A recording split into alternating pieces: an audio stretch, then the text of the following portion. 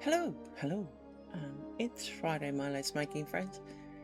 Um, I don't know quite what to say today, so I do apologise for being late. Um, Chaos reigns from on high. That kind of explains a lot today. Um, it has been a week. It has so been a week. For a few of you know why it's been quite such a long week. But I am very glad that the weekend has arrived. The sun is out, the day is nice, and I'm not in it. But it is definitely an afternoon in the garden kind of day, which is a bit annoying because we're in here doing this. And it's not really something I can take outside and film outside because there's just too much crapping needed to do it. I mean, I could technically do it from my phone and put my phone on glue my phone to a stand and go outside, but I need to take my thing. It would sound like I was in a wind tunnel because inevitably these things do. So it wouldn't be fun for you. It really, really wouldn't. But today we are going to get down and dirty and do a bit more of my curtain. And for those of you who find yourselves watching on YouTube, I do want to remind everyone, I record these and I stream these not arguably as any form of tutorial. I never expect anyone to watch it. I record them so that next time my brain goes, hey, I want to do some really, really huge project, I can point at this and go, this is what happened last time. Are you really sure? Because obviously when we started this originally, we were making squares and I really went off the squares. So now we're making strips. And I'm still very happy we're making strips. However, I am distinctly struggling with myself. Not the project, myself. I am struggling. And so hence it's gone down from every day pretty much to once a week and a few missed weeks. So I do apologise for all of that. But much as I really want to see the end result, and I truly, really do, I am arguably struggling with... It feels like none of my spare time actually amounts to anything. In that, even when I took a week off, I blinked and it had gone, and I don't know what happened to it. So it's, all my time, all time off is sacred, but I am very much struggling with where did it go. So with that in mind, it is time for doing some splits. So I have to apologise. So what you can't see is, if I put my arm against it, I have my cross stitch on one of those Lowry stands, and it's kind of in the way. And thinking about it now, I've just thought of a better answer.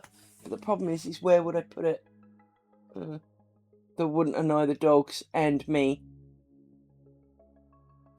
Hang on a moment. Let me mute for a second. She says, where did my mute button go? Oh, there it is.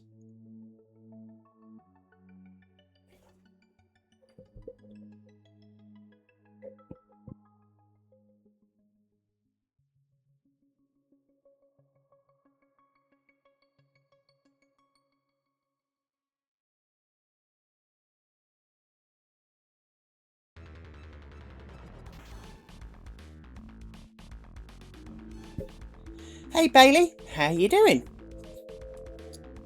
That's better. I've now got full range of hand movement. Not that I go over there, but I do tend to have my hand at an angle, and it was in the way. So, Bailey, how goes the job hunting, my friend?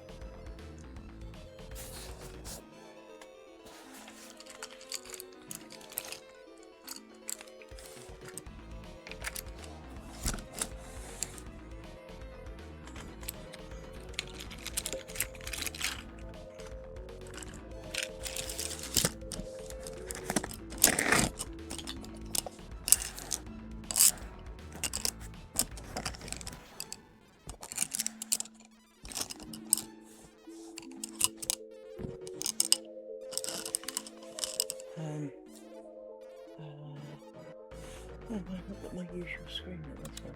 I do assume you can hear me. That is the one thing. I am assuming you can hear me because I see my mouth moves and the sound thing goes up. So I assume that that's kind of okay.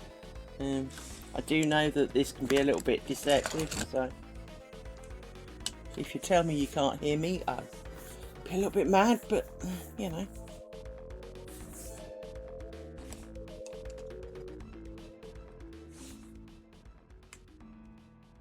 Oh no, I hate that feeling. I will point out that I'm sure male and female Swampast has varying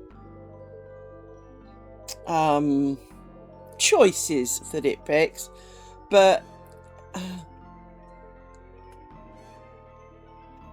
that's okay, Bally. That's okay. It's always good to have you.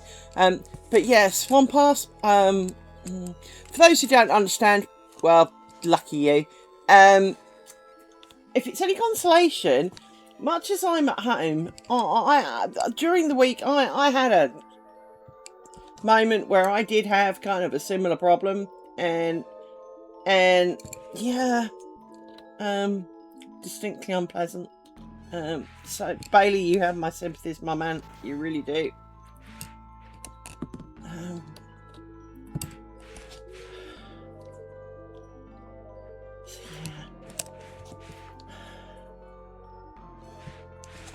My ex-husband's car blew up this week. Not, you know, film style, you know, flames and bombs and things, but no, just you know, a bit of it blew, lots of smoke, dead car kind of moment. Oh,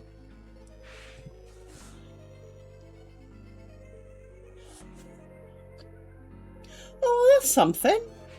That's helpful.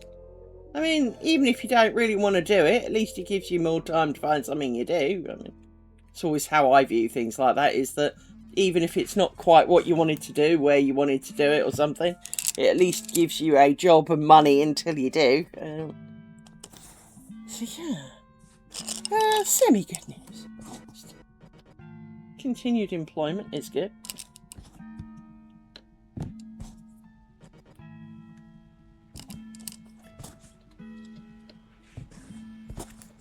I do fear someone that I work with will be shortly. Well, I say fear. It's probably not the right word for it. I do kind of get the impression that someone I work with will be job hunting shortly.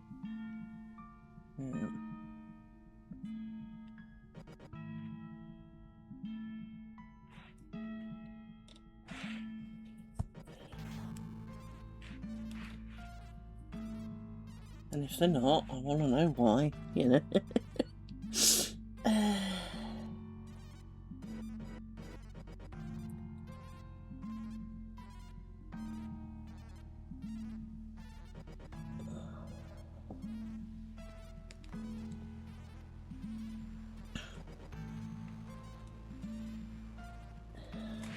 This bobbin is proving to be annoying.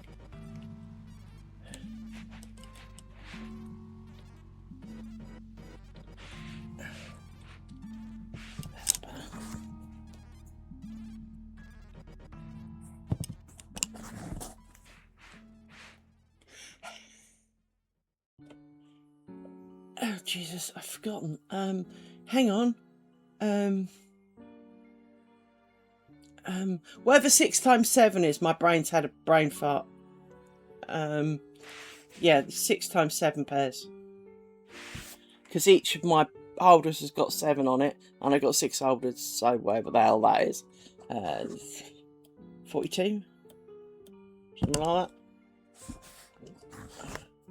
It doesn't sound right, but it could be. Well, 3 7s are 21, so... not a problem.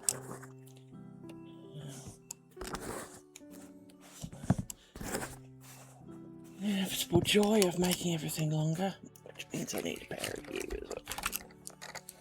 There we go. So, judging by your question, this is not a new to you hobby. You're not going to ask me what am I doing.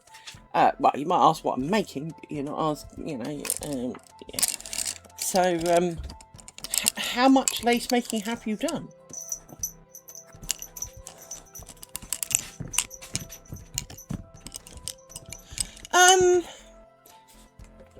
They're homemade bobbins, actually.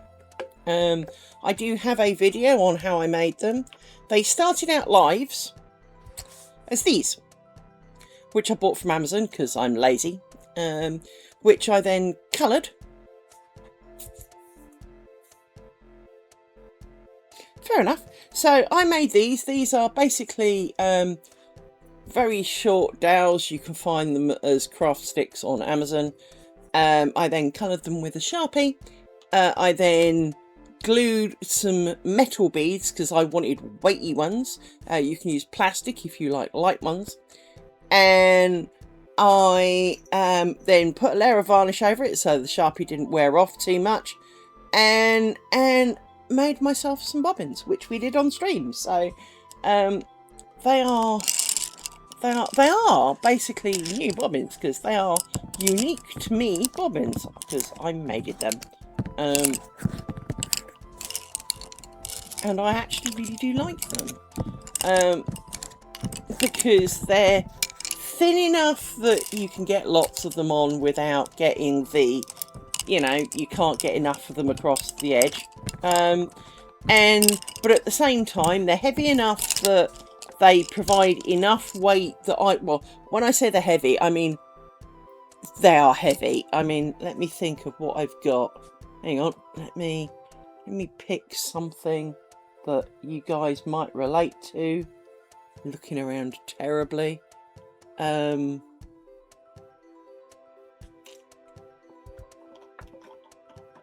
too heavy. Yeah, I haven't really got anything. That might. Okay, so this is quite a lot of cotton. It's probably about 100 grams. While the human brain is not that good at it, I would say that 1, 2, 3, 3 pairs of bobbins are almost about the same weight. They weigh. They've got 7mm ball bearings on top, made out of solid metal. My bobbins are heavy, which would make them really bad if you have a bolster cushion and you want them to dangle. The weight could be a bit much for your thread, and they would probably be prone to breaking. But for a flat pillow, one advantage you can do with, of course, by making your own is you can put square bobbins on them so they don't roll. Now, for me, these don't really roll so much just because they've got weight. Hi, Christy. I absolutely hate spangles. I think that's what stopped me doing lace making more as a child. I mean, other than my mother didn't pay up for any lessons.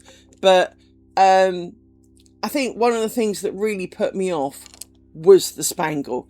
It just got in the way. I mean, I've got a bucket load of them, but it just gets in the way because you go to put the bobbin down and it flips underneath or it catches on the next one.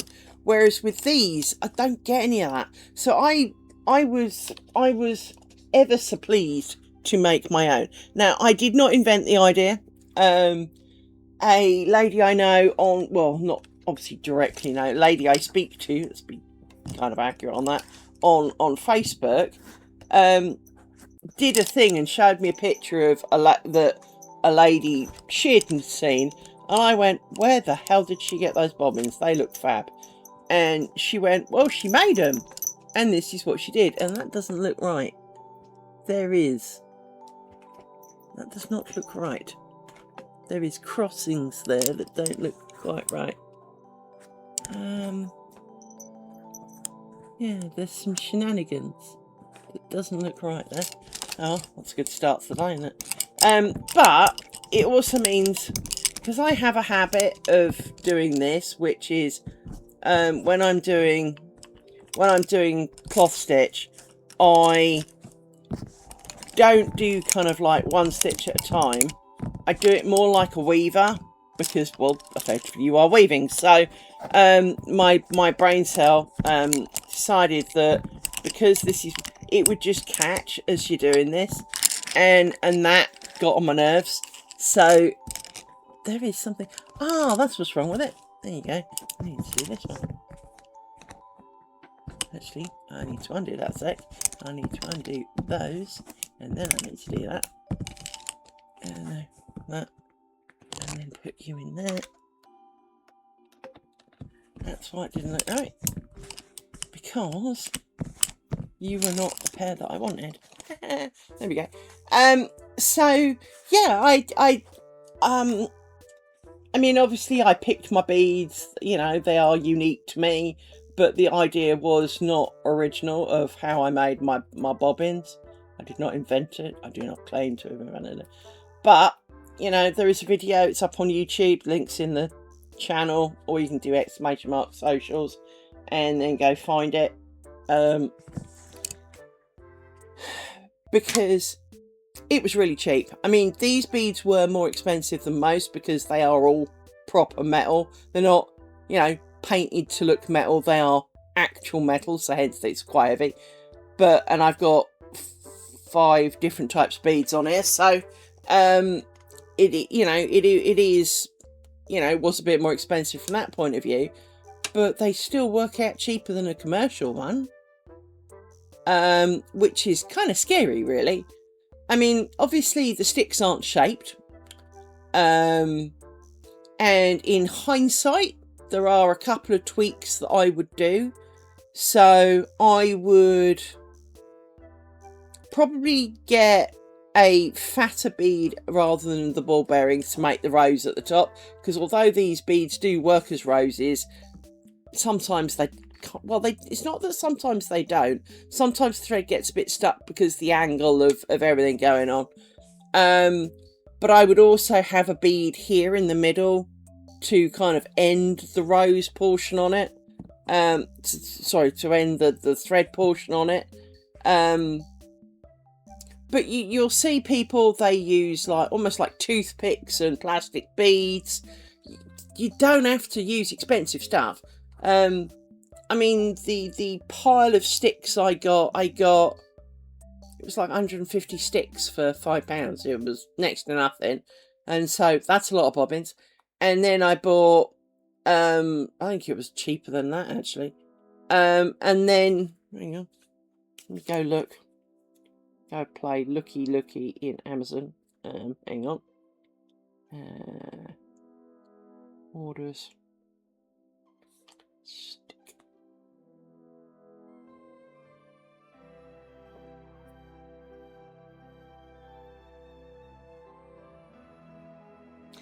I bought 240 sticks for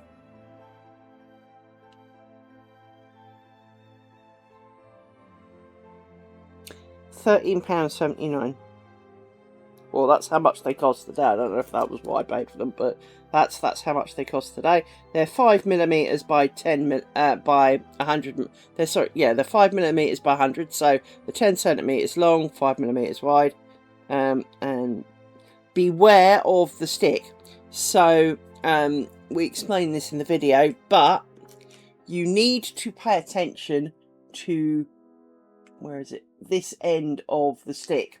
If it looks like holes, if it looks like a load of straws bunched together, do not do, right?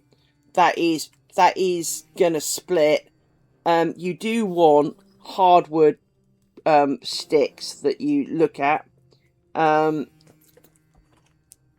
then I bought, as I say, a bunch of coloured things, but it worked out as like, you know, pence per bobbin, which pretty much makes it cheaper than buying actual bobbins. And they were the colour I wanted, because I like black and silver. I think they look very, very classy. And you know, they're like little mini walking sticks. My dad had a walking stick that looked a bit like this. Obviously not quite, but it had a silver thing with before the black rubber bevel at the bottom, and a white and a silver topped handle, so it had a very similar kind of look to it. But you could do it with black and gold, you could do red beads, you could make the shafts bright red, which is another thing I thought of doing. You know, you can pick the colours you want, you can make just pairs of random colours, because, well, Sharpie comes in a lot of colours. We did try wood stain, and wood stain was successful, but it didn't give us the same deep black, so I stuck with Sharpie. Ideally, I would have preferred a wood stain, just because it soaks into the wood a little bit more, but, you know, it works, so job's good. So yeah,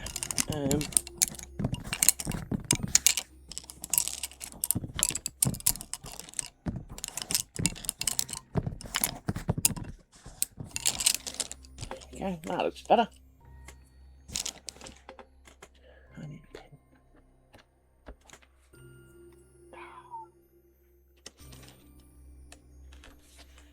So yes.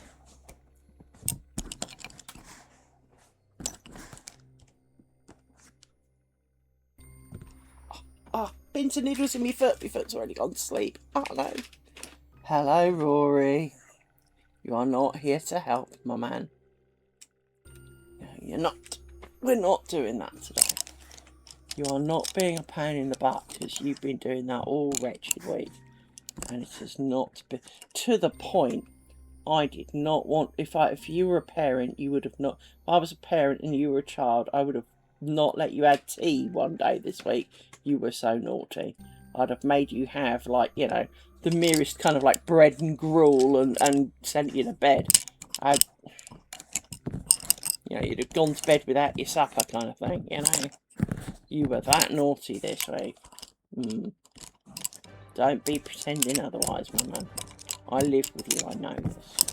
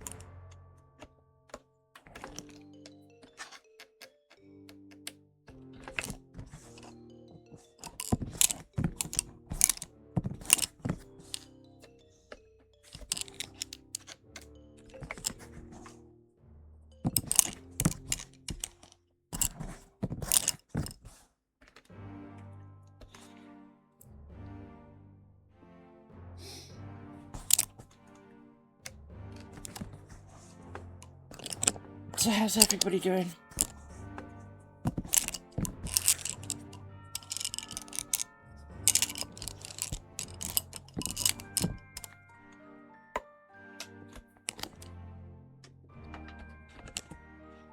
Why does that not look straight?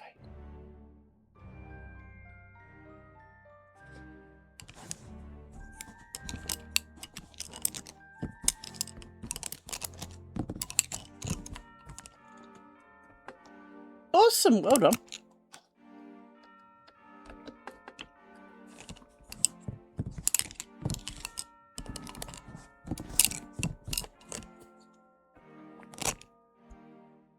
It's always good to hear.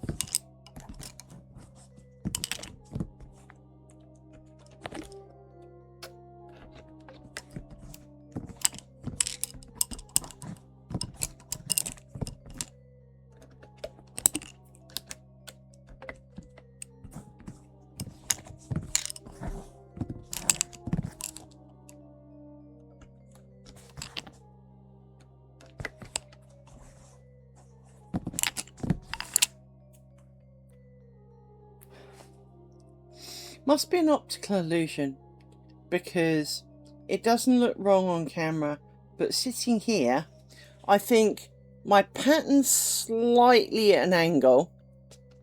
Probably because it's raised up a little bit, maybe, but my pattern's slightly at an angle. But to me, this whole kind of bit in the middle looks like it's at an angle like that, and a bit like that, but the table itself is level. So my brain's having a little bit of a moment because, well, as you know, I'm rather particular about the level of my table, and I have the same problem with my Lowry stand, if it helps, in that I have strapped my frame to it, and the right angle bracket, which I have checked is a right angle, which has a right angle at the end of it, the frame doesn't come out at a right angle, and my brain, oh, my poor brain. So, oh shit, dropped it. Hang on, where'd it go? Hold on, that. Come back. So if this was like the end of the arm on the Lowry stand, there's then like a right angle clamp that holds the frame. But my frame, when in the Lowry clamp, and, you know, because it's got a post in it that you clamp over the post, you know that it's at the same angle.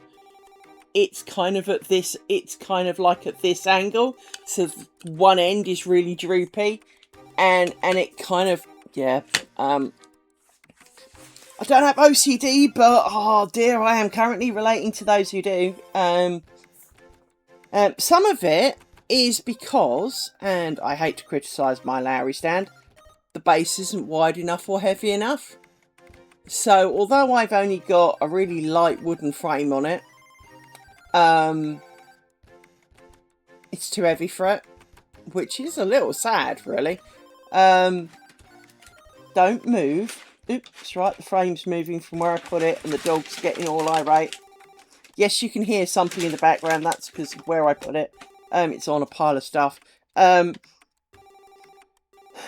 it does make it very frustrating in that I've then got to mount it in the Lowry stand at an angle so that it comes out straight. And it's a bit like when you've got a trolley from the supermarket and it's got a dodgy wheel and you have to push it at a funny angle for it to go in a straight line.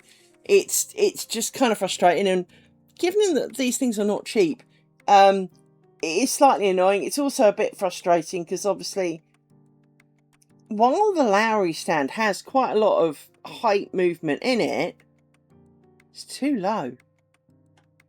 On its highest setting, it is the lowest I would want it, not the highest I would want it, which is, and I bought the extended one on top of that, so you know, I've got it, yeah, yeah.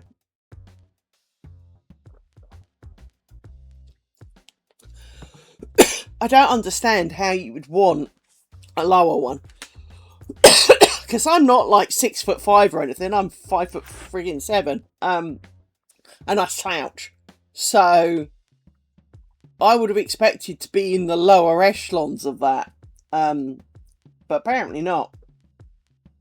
But I am now 26, maybe 27% of the way through. Hang on. Let me quickly check. I can do that. Hang on. The ads are about to hit, by the way, for those who will get advert breaks. I am properties 27% now through my cross stitch chart. Actually haven't started the main event in the middle yet, which is kind of amusing, but it is a few layers in, to let's say that. And I've now had a change of heart. I am doing it in bright red, right? And I've actually contemplated, because it's a monochrome thing, but I've actually contemplated doing the bit in the middle as half black, half variegated. So that could be the variegated, or a set of reds that I've got somewhere. I know it's shiny, but there you go. I have contemplated doing a half the back portion of my cross stitch in black and the forward in the variegated to give it a little bit more movement, should we call it? And I'm debating that, but until I actually start it, I suppose it doesn't really matter. But it is just one of those. That's not right. You're not twisted. There you go. So I have that decision to make imminently, really, because we are getting dangerously close to this time.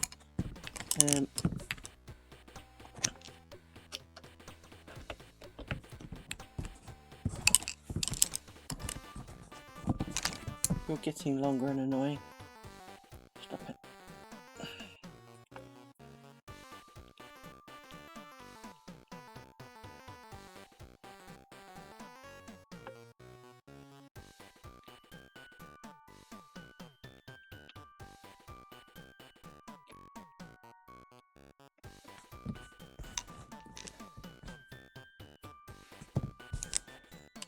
So yeah, I've been doing some of that, which is nice. I screwed up a while ago. It's got like these little intersecting squares, and I was doing them, and I'd done like the across the top squares fairly early on. It was like, you know, week 2 or something, right?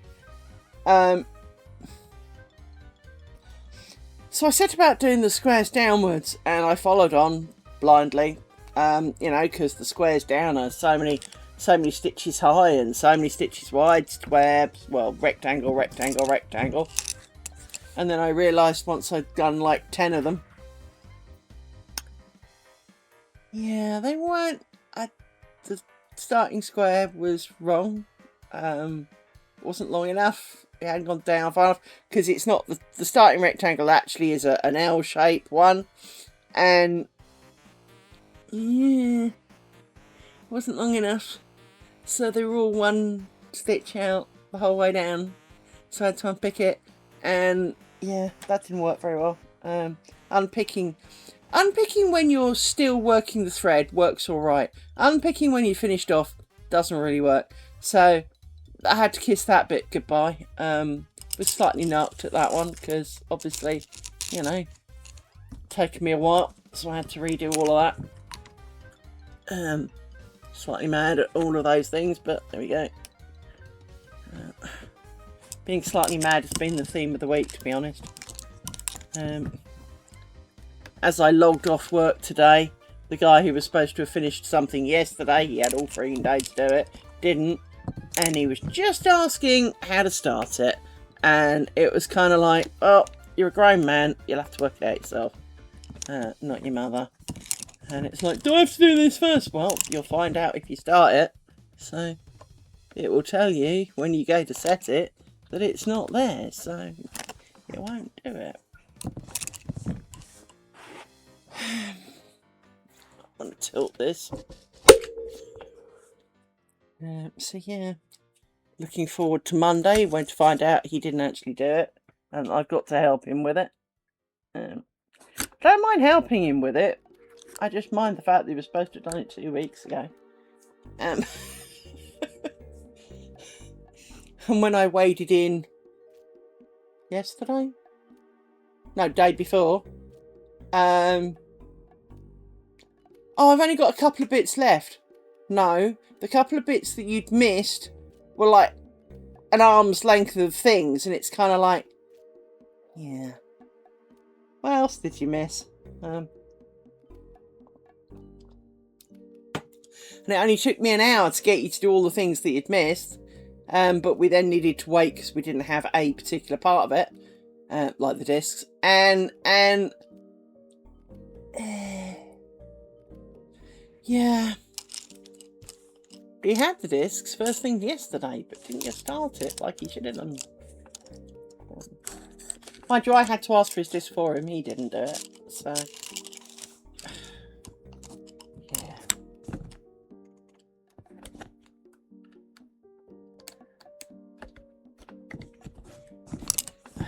world we live in.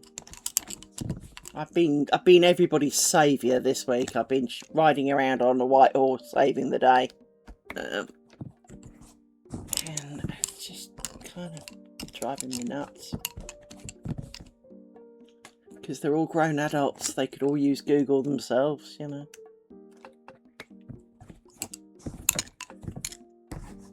Because while I do know a lot of things and can work out a lot of things, I do Google, you know. It's not like I know everything. I'm not an AI bot, even though I kind of am. So yeah, it's been a week.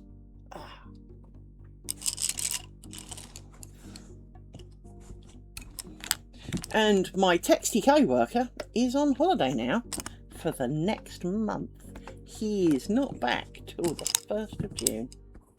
So I'm sure I'll hear from him. I always do while he's on holiday, just as he hears from me.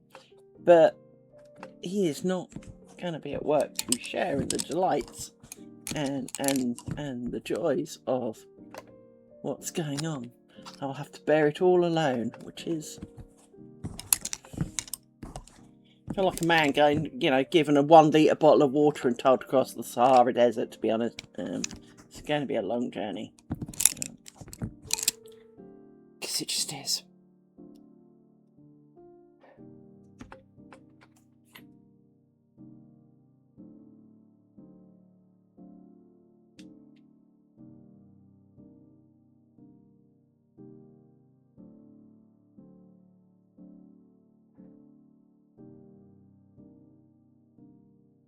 Is that applicable to us? Right, just...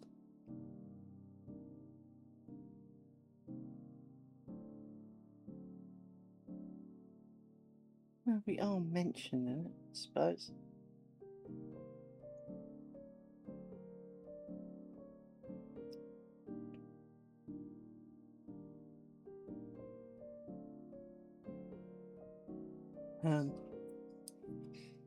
There are more than one team who do work for clients in a managed services capacity at the company I work for.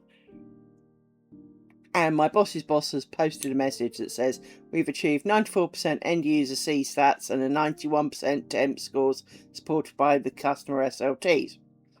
I am no good at acronyms, so I have no idea what the fuck any of that means. But what I do know is that our customer gives us 100%, so we're making up for somebody else, which is fine. But our scores were in danger this month,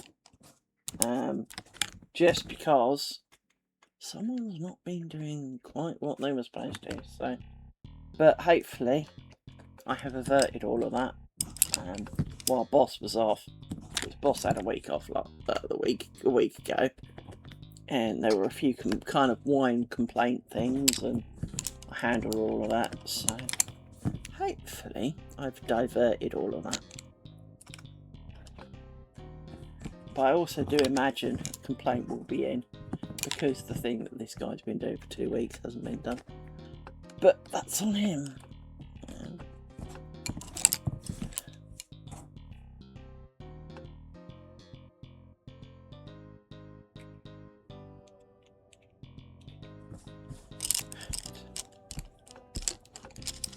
Okay.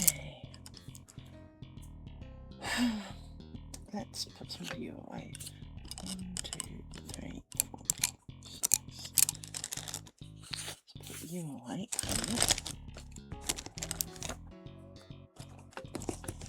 Have you ever had days where everything just feels a little bit awkward? And it's kind of like your body didn't plug itself together quite right, and something's not fitting the way it should, so it feels really weird doing something that you know shouldn't feel weird.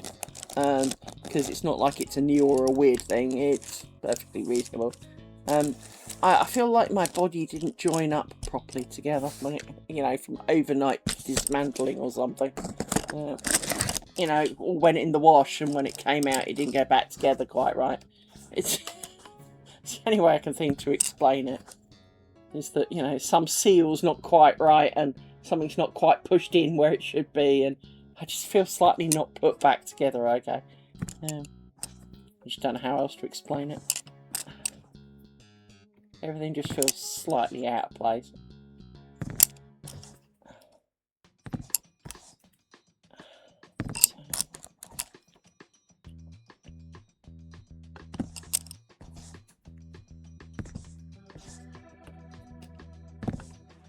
I need an itch. My back's itching, hang on.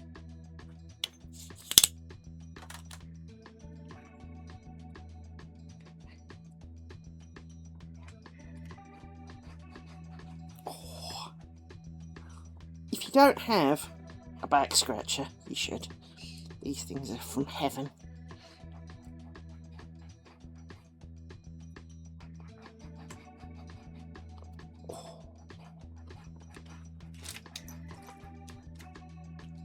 Oh yeah, that's good. They look a little bit like hair grips on a telescopic, half a hair grip on a telescopic pole, but they are awesome at back scratching. Oh dear goodness, they are. Oh, it feels so good.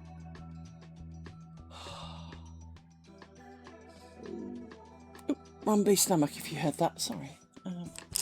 I didn't actually have any lunch. That's probably partly why, to be fair. Probably should have done. I'm going to pretend that that's not part of the problem.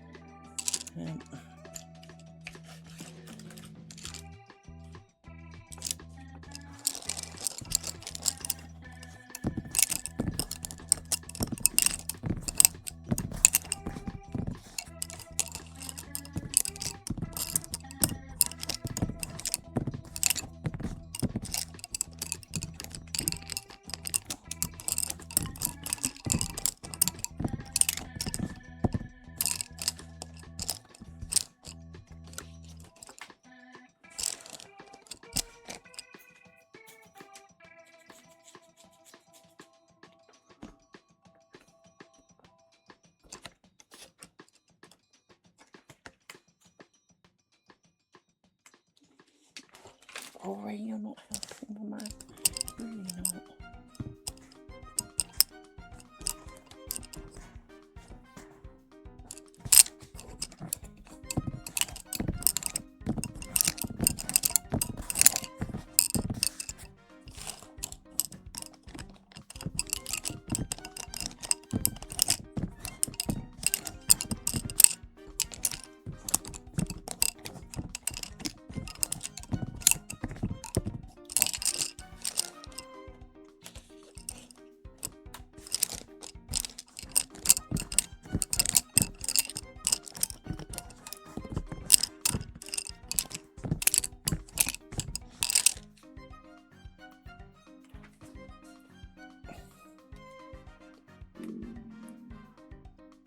You really couldn't sit somewhere more awkward if I paid you money, could you, Rory?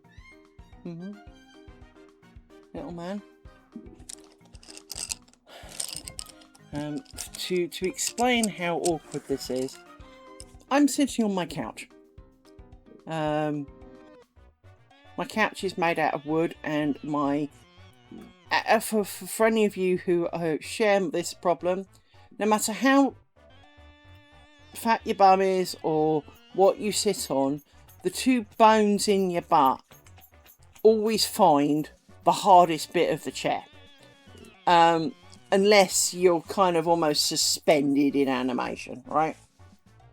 So I'm basically sitting arse bones on the wooden frame of the couch. Not by choice, I need to point out, because there is a black dog sitting behind me on the couch. Now, because he is not a small black dog, he is occupying basically the seat. I get the inch or so left at the edge. And there is a whole seat next to me. It's not like there isn't somewhere else for him to sit. So yes, little bugger is being slightly irritating. No, Amy, that does not mean you need to help. Hello. What? Hello. It is nugget day today, yes. It is. I will get you nuggets and you smell.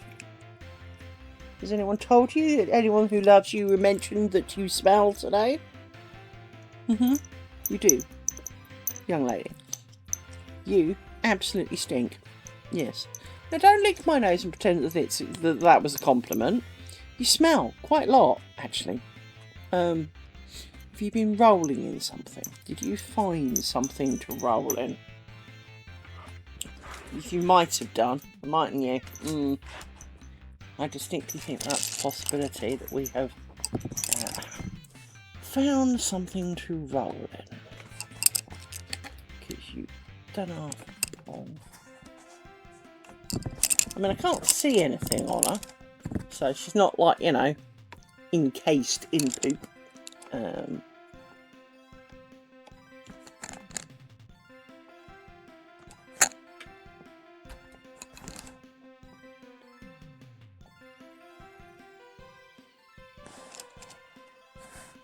That doesn't feel right.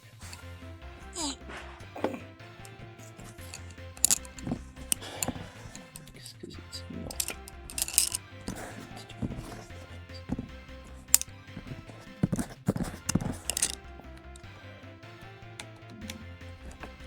I think some of my problem is I'm directly in front of me is here, not here, and it's made my brain go a little bit farty, but that's fine.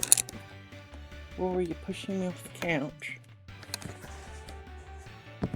And I hate to remind you whose couch it is.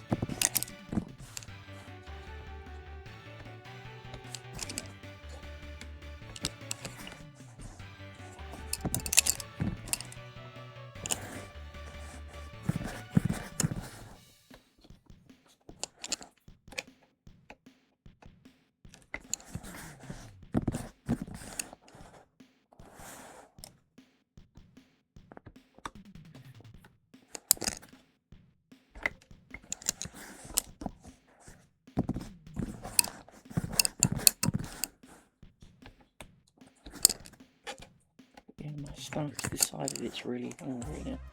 Not all fine.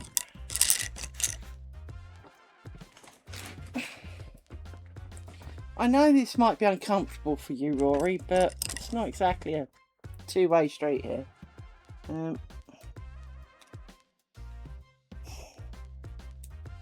Yeah, I'm normally a good few inches like over here, not over here.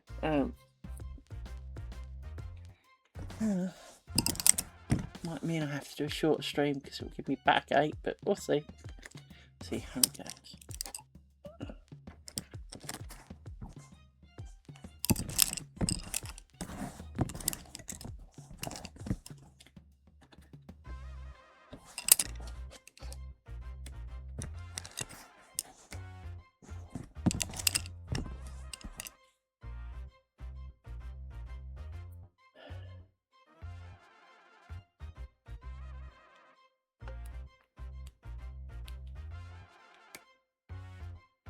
Nothing's being weird.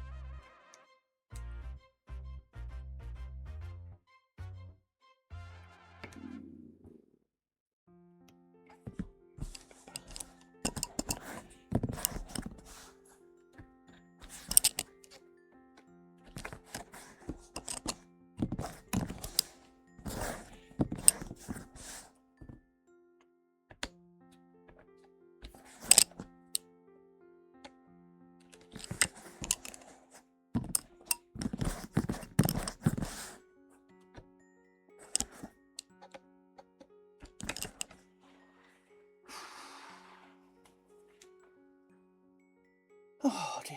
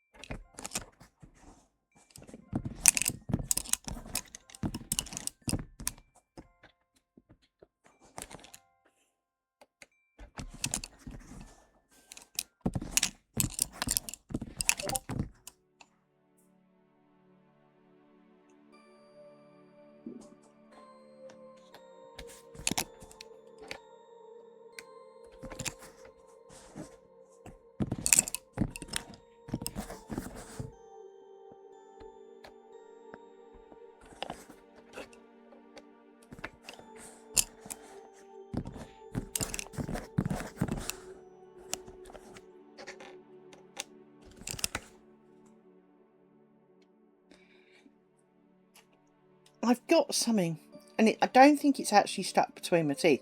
I actually think it's part of the coating of my dental implant is trying to flake off.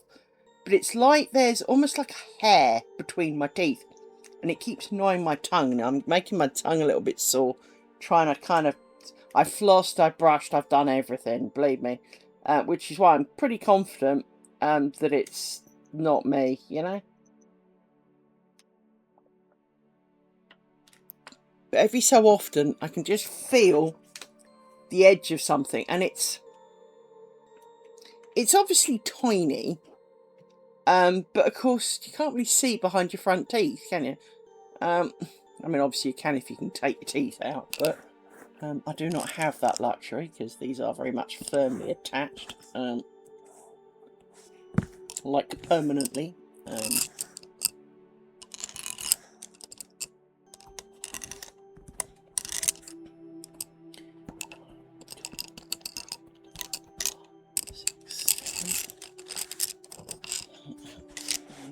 Okay, wait a minute.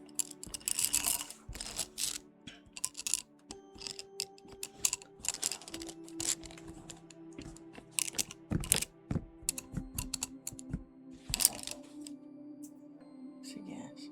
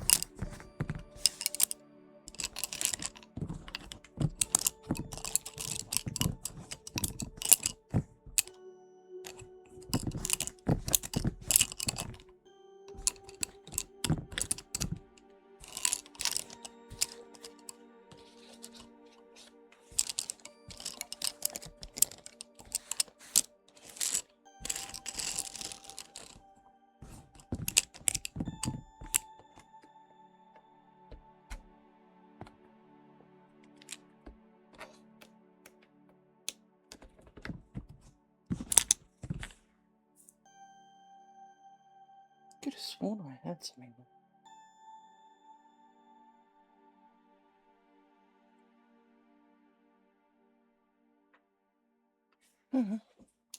But as both dogs are lying in here, I guess not.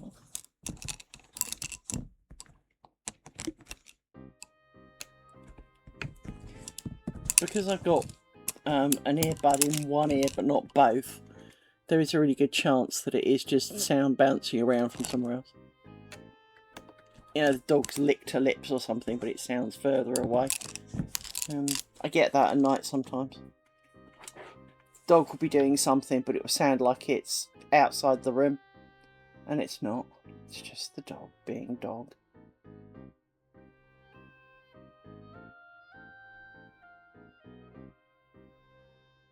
Oh, my leg. I still can't help but sit with my feet tucked too far under me, so the blood then doesn't go to my feet.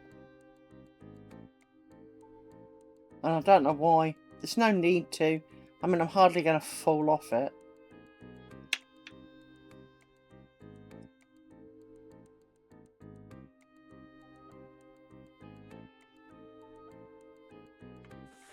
I'm not exactly in danger of that.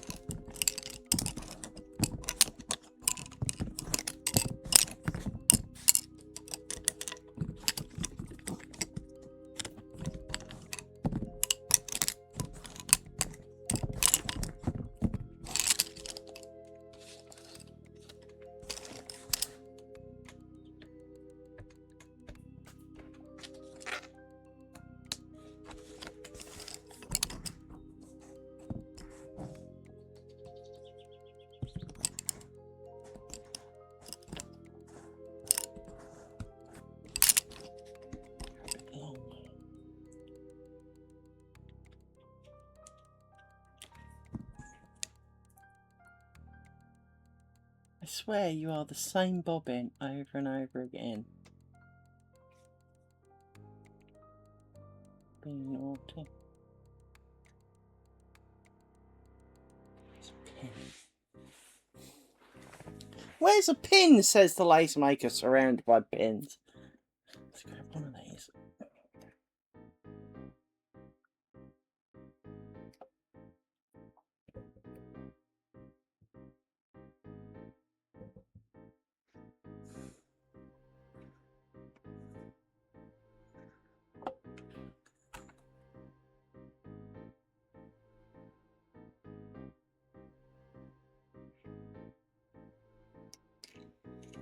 Let's unwind a bit and see if we can't up a little bit.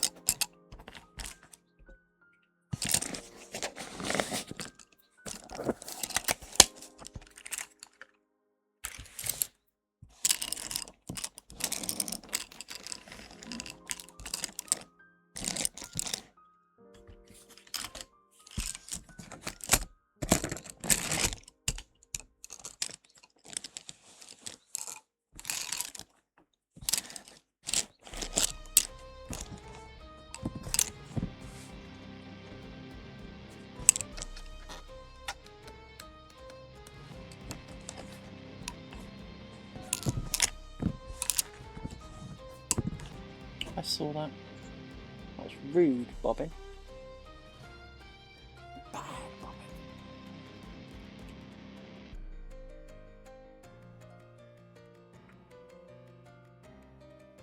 In case you didn't see what happened, the hitch knot just jumped straight off the top of the bobbin, and the bobbin made a bid for freedom. So. Rude. Absolutely rude.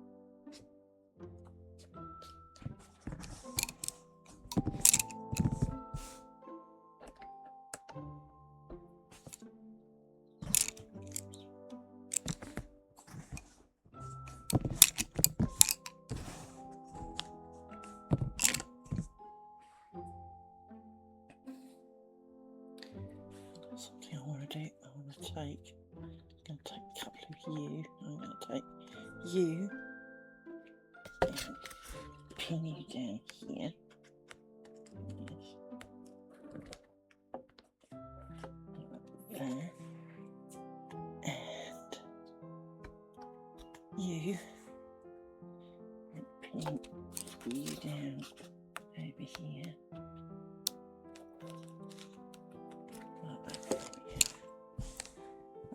See, you've done it as well now. Been talking to the other one, haven't you?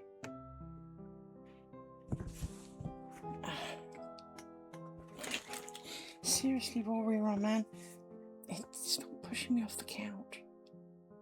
My butt is not designed to sit on the edge of the couch like that.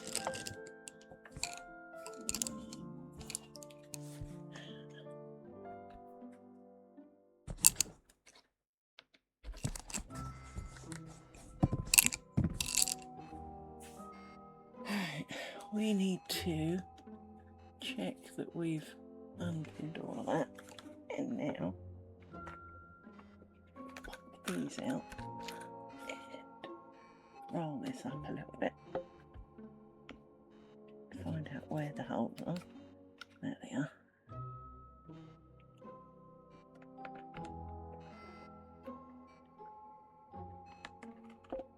Right. Because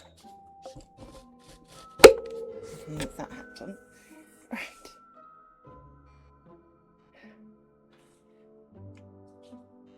It's better, it's flatter against.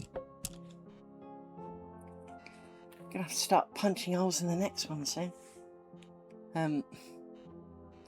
Because I'm alternating strips, I only have to do it for these first two. So this is the second strip. And although the strips are made of 4 strips, I know it sounds Irish, but I don't have a printer that could print like 38 inches long. So we did A4 sheets of paper, and obviously I joined them together. So 2 of them are currently on my table over there, and they have not had holes punched in them yet. But the previous strip, which is now all sewn together, of course, is pre-holed, because A, we've already stabbed it, and B, we've already used it. So when we come to strip number 3, it'll just dangle out the back of me work, and we will just kind of go from start to finish. But at this time, imminently, so I'm not quite sure how imminently, my brain is failing to compute, but I guess I've got a few more centimetres, probably about this much below the cushion, before I have to start sewing on the next one and having holes in it. So that'll be something to do. But the pre-done holes are a godsend. It does make placing your pin and knowing it's quite accurate rather good. Now obviously you can still put the pin in at very jaunty angles, and I'm sure I have done quite a few on those occasions. But as long as the base of the pin is where it should be, the overall effect on the lace is very little. And so by having them pre-stabbed, by stabbing them with your pricker, so this is a pricker, got a pin in the end of it, and you just stab holes in it. But by doing it when you're not trying to find a little black dot on here, you know, amongst your threads and your bobbins and 60,000 pins, and you know, if you pre-stab it, you can be quite accurate about it. And it does help, very much help with the making your lace look even when you're finished. There is an element of, because there are no knots in lace making, it will even itself out a bit. But much like, say, the snakes down the side here, if I didn't have those fairly accurate and they were, you know, kind of weaving in and out a bit, it would show a lot more. So having pre-stabbed the holes really does help sort it out. Even for like the motif here where I printed the dots over it because I was lazy and didn't get rid of them. And it's, you know, I know which dots are good dots and which dots aren't good dots. But I also only stabbed the good dots. So it does make it a lot easier to find them with your pin ends. So it's the same reason I laminated it. Because then I can reuse these for all of the strips. And I wrote the numbers on it so I could tell A, which order they're in, B, which is the right way up, and see how far I've got. Because obviously, if I didn't have the numbers down the side, all I know is I'm somewhere in the middle of the strip. And I don't really want to be undoing it each time to measure it. So, the inch marks down the side are not 100% accurate. But they're close. Because pretty much I put the inch markers on the nearest pin. So there is a little bit of variation with that because it's not exactly in inches pattern. The whole spacing is in millimeters just to confuse everybody. So while I measured my window in inches and I know some of it in centimeters, I don't know all of it in centimeters and I don't remember all of it in inches either. So that's what welcomes being in my head basically. But I do know it's about 38 inches tall and 18 inches wide or something. I'm sure it was more than that. But I know it was 97 centimetres tall. I wrote it down somewhere. I've got it on, I've written it on something. And I think it's actually on the back of the first strip. Was the size. But basically I'm going to make 7 strips. And join them all together. So, call it again. Because 7 gives me odd, even, and it ends on another odd, so it's symmetrical. I actually only need 6. But, you know, as they're only an inch or so, you know, it'll add an inch or so either side. It just means it'll overlap a bit of the woodwork rather than just being on the glass, which is what I wanted. Which is fine, because most people's net curtains are really puckered and wavy, and I don't like that. I like mine to be flat, or at least flattish. So I only really have to make the size of the window rather than like 3. I think they usually say make it 3 times longer or something. And it's like, I don't need to do that much waste. Plus, no, it's just going to take me long enough. I'm not making it 3 times wider for a giggle, you know? If it grew real fast, I mean, if I was kind of making a strip a week, yeah, okay. But I'm not, so I'm not, if you know what I mean. There is a limit to everything in life, and, well, that's one of mine.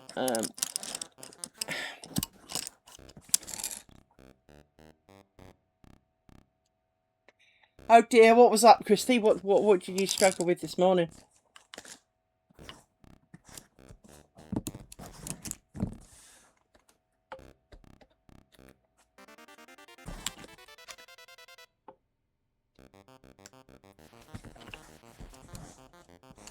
I could explain to you that the co-worker, who's hopefully, you know, on death's door with his job, spent 10 days wondering why he couldn't do something on a server because he wasn't an administrator and didn't seem to notice.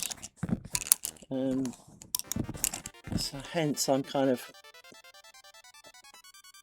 wondering how long he'll live in his current role anyway.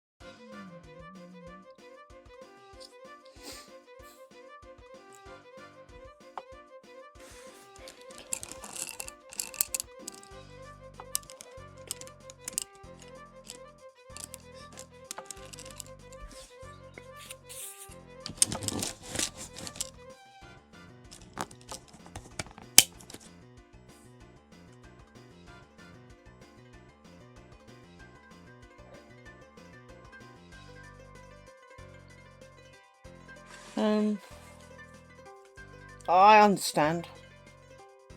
I have occasionally told you about Mount Crapmore. I do really need to do something about Mount Crapmore, especially now. Oh no! I had a similar problem when, I don't remember what I was doing. I don't think I was streaming at the time, but I was doing something here on my table. I moved something, I moved something, I can't remember if it was me. It was nothing electrical. I moved something.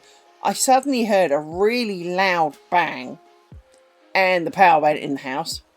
Went to the circuit breakers, did all of that. Yeah, my kettle had blown. But there's no way I touched my kettle. I was in here. So, but I think it was actually the laptop charger fed back and somehow blew the kettle. I have no idea how that worked.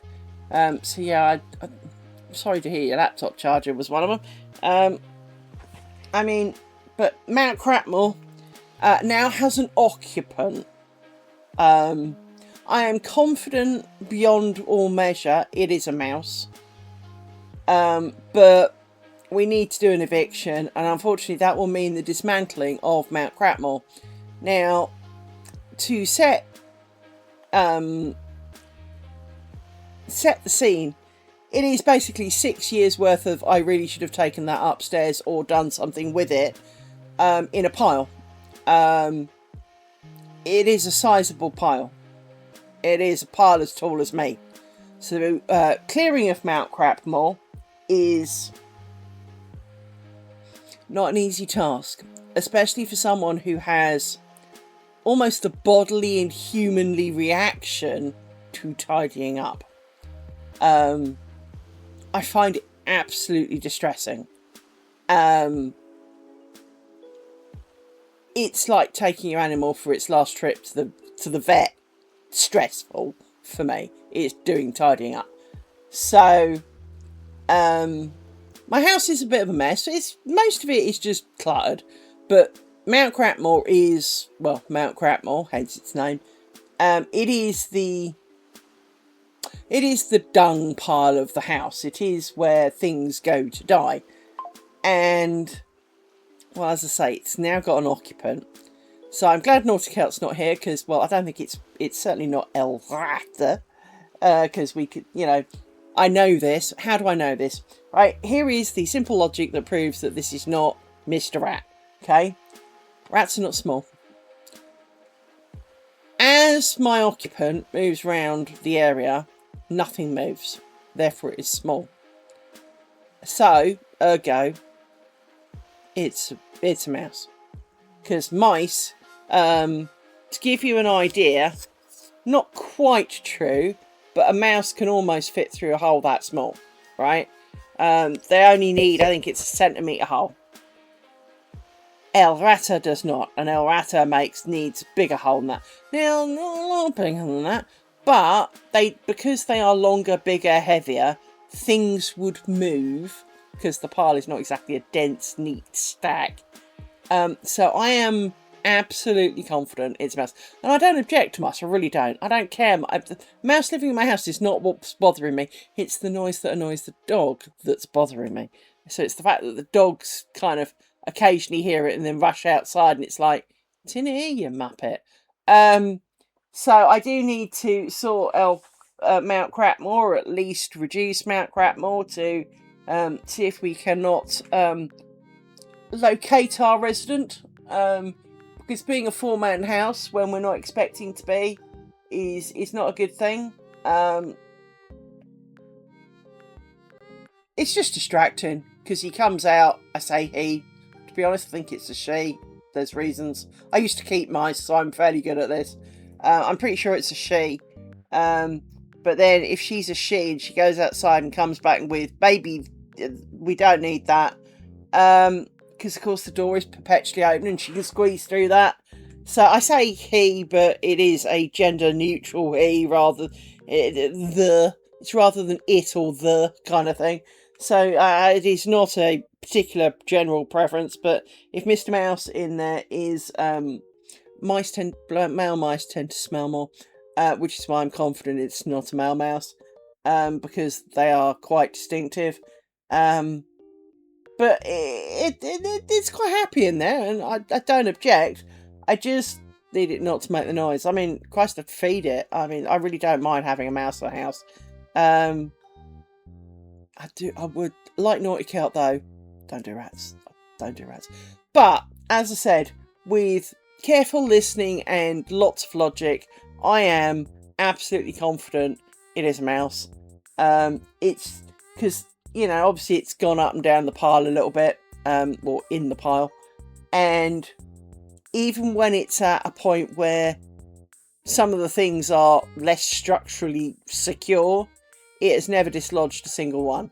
So I am absolutely adamant that is a mouse, because mice weigh next to nothing. They're small, you know, their tails are very flexible, whereas a rat's tail, obviously, you know, a rat can be, you know, good this sort of size. It would move things, it would dislodge things, you would hear it. You don't hear this thing really walking around.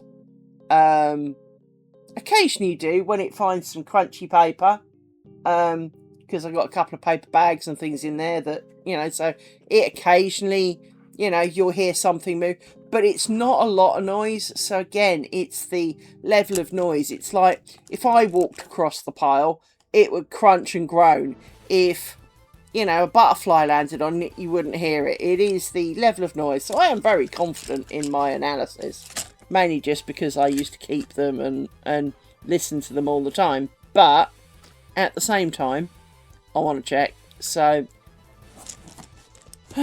tomorrow, I guess, tomorrow Liz will be addressing some of Mount Cratmore.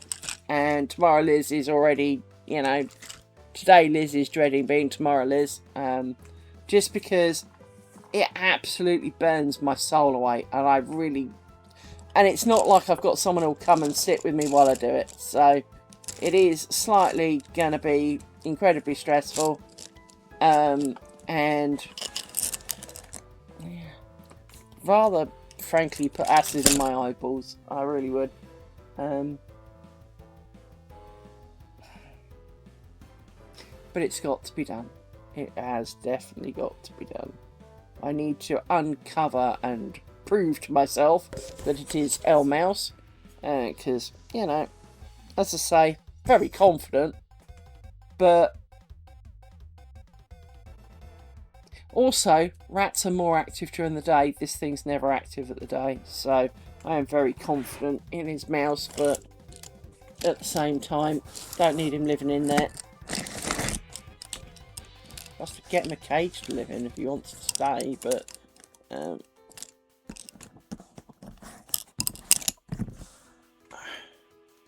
just don't need it right now, you know. Dog's being annoying enough without having something. Because of course Mrs. lives out back with Bailey, has moved, so I don't get the Bailey, Bailey, Bailey, Bailey, shouting at her bloody dog all the time, nor do the other dogs that she's got sit out back barking for like 8 hours at a time, like they were. So it's lovely and peaceful here now, which actually makes the noise worse, because instead of having a general background noise that my dogs are used to, they are now getting used to deathly silence, and the tiniest of noise sets the dogs off. So I kind of need to do something about that, to be fair.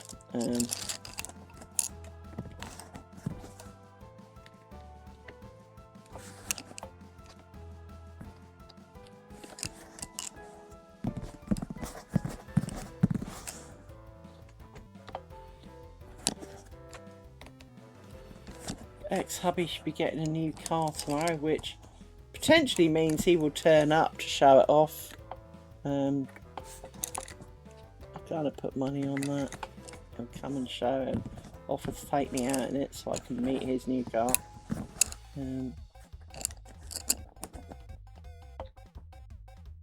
Which I don't mind. I don't mind. I'm meeting the car. Do that.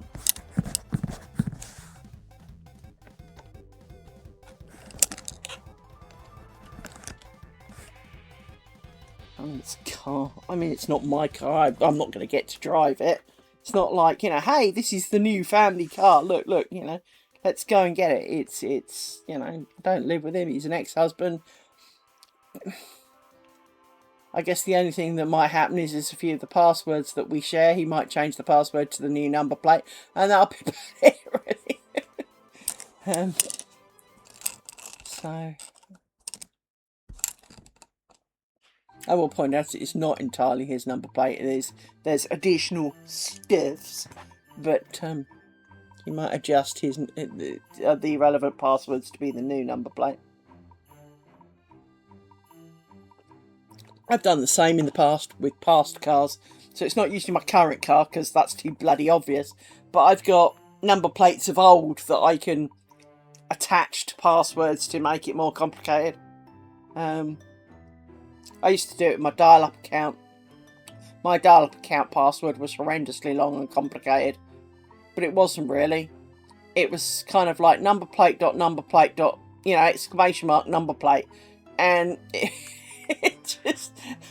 I knew the number plates. I knew what they were. But of course, to everybody else, it looks like a random string of numbers and letters. It's great. Very secure. Oh, car number plates. Oh. Rory, my butt really hurts. You're making everything go to sleep. Dearest dog, I do love you, but you're a pain in the ass. And of course, if I go and do some tidying, the dogs will get all worked up because I'm doing something that, they're slightly out of routine for me, and they'll get worked up by that. It's a bit like bin day. Even though bin day obviously is every week, they get really bent out of shape about bin day, and get really kind of like all flustered and excited, and it's kind of like, it is bin day, dogs. It is not exciting. But they do. It's almost like kids and the circus coming to town. It's like, oh my god, oh my god, oh my god, oh my god, oh my god, oh my god, and you're like, oh, just dear God. You're gonna whine at them tomorrow. We're taking the rubbish out. We're putting the bags out. We're making sure we've had a bit of a last minute sweep for extras, and it is not exciting, dogs. It really, really isn't. But they think it is. Is to them. And if that brings them joy in life, who am I to argue?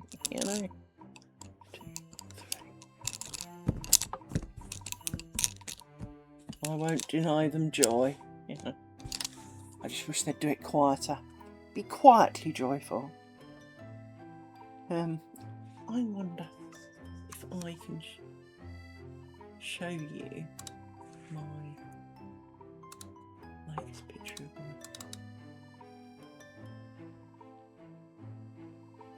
Doesn't look very impressive. I would show you my cross stitch, but you've got to remember I spilled Coke on it and it looks a little bit sorry for itself. So I don't want the window to be too big because it is a paid pattern. But if I quickly show you this, out that, click, up, and go back to here. Like, see, so I've done all the way around the top. These are the squares that I was mentioning about that I'd gone out because this top one's kind of L-shaped, and I've now done this bit across the top. This is 27% of the pattern, so I've got the same below it, so that'll take us over half it, and then there's going to be a thing in the middle, and this is what I'm deciding whether I'm going to do it with a black half stitch and then a coloured kind of other stitch on top, just because just because really, to give it a little bit more variety in the middle. I'm not convinced. Part of me wants to be a bit more adventurous, but I also think it could spoil it, because being monochrome makes it, well, a bit black and white, even though it's red and white. But I must admit, if I was going to do it again, and I was going to do it for me, I would definitely change a lot of things. So, one of the things that I know boils Naughty Celt a bit is that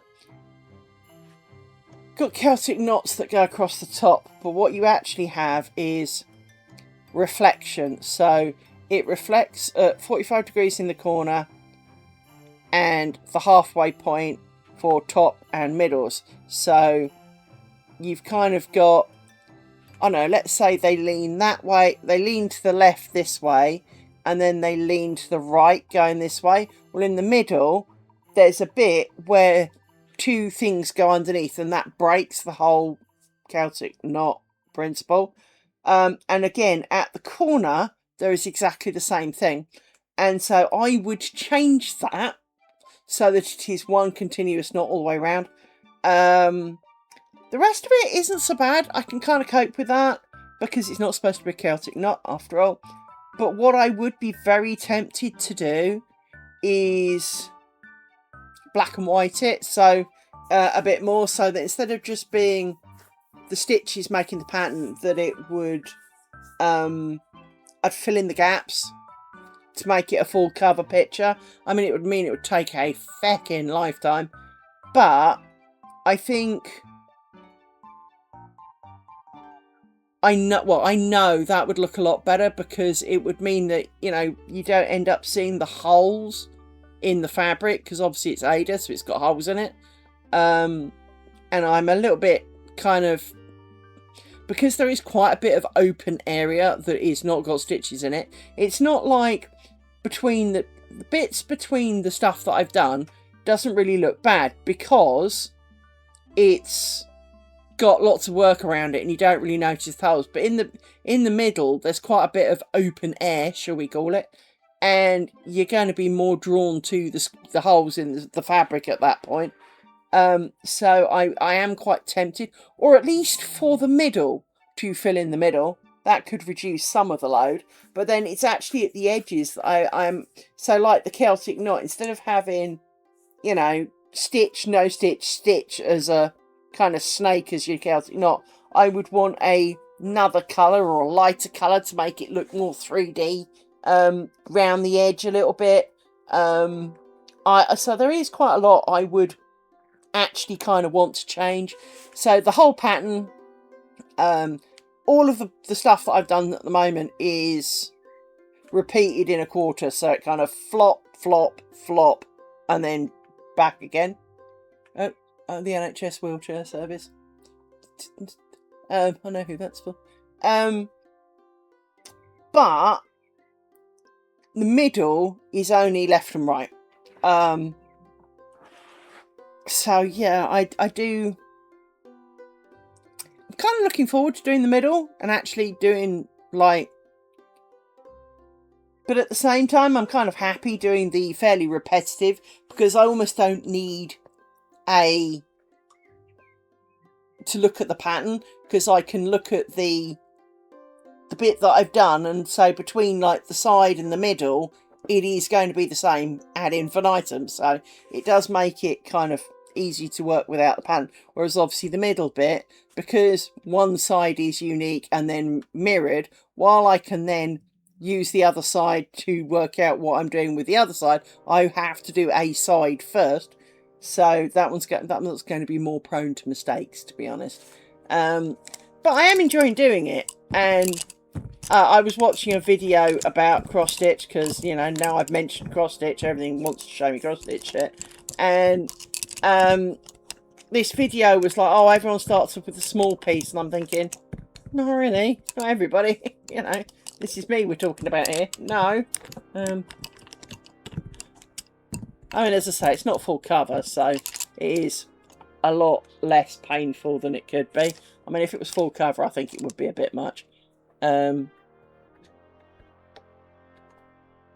I'm sitting here almost wishing that it was. And there's bits of me that keeps going, well, I could just go and fill it in. And I'm thinking, but I also want to finish this, like, before she's 963, so... because it is for a friend. And it was supposed to be for her birthday on the 1st of April. Yeah, that didn't work out. Well, when I started it, I actually really thought I was onto a winner, because the first day I think I managed 10%. And I don't... So if you think 10% in a day, now admittedly I spent quite a lot of time on it on that day, but you're thinking 10%, well, I've got like, 6 weeks or something, this will be a breeze. And then somehow, I'm only now 27% in, and I've spent many days and weekends doing it. So I don't know. I don't know quite what happened to that. But yeah, that was a bit annoying. So I did have to apologise that I have told her she's getting a cross-stitch thing for her birthday, and that I'm only so much through it. So, and that I think she'll like it, but it is very her. Whether she thinks it's very her or not, I guess only time will tell, but I think it's kind of her. She certainly likes bright, vibrant, weirdy colours, so if I wanted to do the half and half stitch thing, she would probably, it's not like she wouldn't like that, but I just think that because it is supposed to be a monochrome, it's not, well, it is designed as a monochrome, but it wouldn't hurt it to do things as different colours. You just have to pick the right colours. And that multicoloured thread really does kind of appeal. But I'm not sure. Just because there's some really dark colours in there. They're not that dark, I suppose. It is quite tempting. It is quite tempting to do it a little bit kind of artsy in the middle. Because she is kind of artsy. I could just use the multicoloured thread and not do half and half, and not do like a black half and a coloured half. But part of me says a black half would give a bit more bite to it, but it would also mean that you get a bit more pooling of the colours. But maybe that's not a good thing either. So, maybe the pooling of the colours would look a bit funny.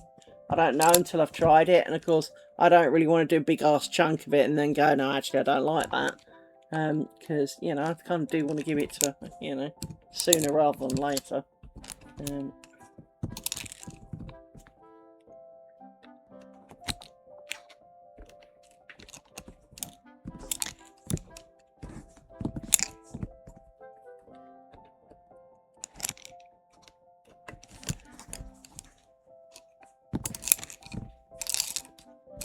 So for any of you game players out there, I've been playing Crimson Desert, as is part of the internet, and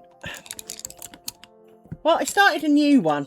Even though I was on like chapter 8 or something. I've started a new one since they've changed loads of things, and part of the reasoning was because, so I just want to check that this is the right stuff.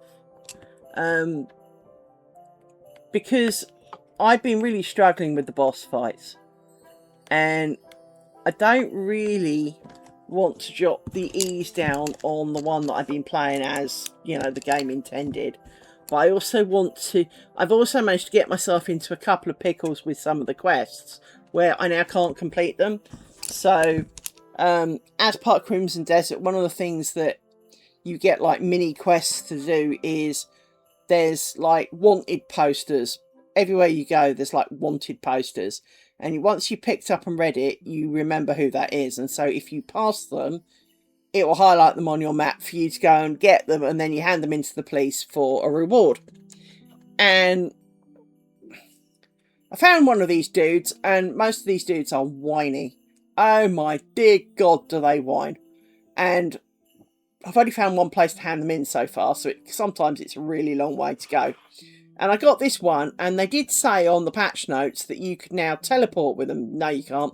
Because I teleported with it, appeared halfway in the teleport, so, like, up to my chest was covered by the teleporter, i.e. I was sunk in the ground. And the dude I was carrying had disappeared. But it still thinks I've got him, but I haven't got him. So I can't finish that. I also managed to sell one of the things, because, well, you spend a lot of the time in the game broke. So I sold something that turned out to be a quest item by mistake, so I can't finish that either. And although the internet's got, oh, if you screwed it up by selling it, go here and get it. Yeah, I went there. There wasn't any. So I am a little bit screwed. So starting again.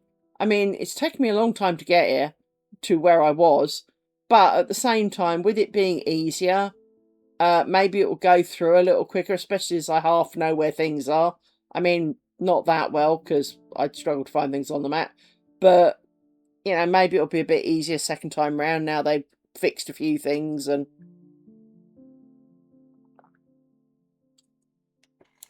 all of those kind of moments. But one of the other things I did on my proper character, for want of a better word, was that I had gone off wandering and I'd uncovered a great portion of the map and, quote, liberated areas. The problem is that I kind of wasn't supposed to be there yet. Now, it's not that the game's mad at you for doing it, but it also means that sometimes you've kind of gone a bit too far and so the story then is almost disjointed because you've kind of done it, but you haven't, but you have. And I'm not saying it's not designed for it, it just doesn't flow properly if you've got ahead of yourself. So I'm going to try and follow the story a bit more and just do the quests as I come across them and not go map uncovering, which is what I did one weekend with it, and follow that and try and do all the things. I mean, because one of the other things that I've got is you do research as part of the thing for skills and stuff. And not that these places may or may not mean anything to you, but there's a place called Scholarstone, and they're researching what sounds like really useful stuff, but it halts. But it doesn't tell you what it's halted and what it needs to keep it going again.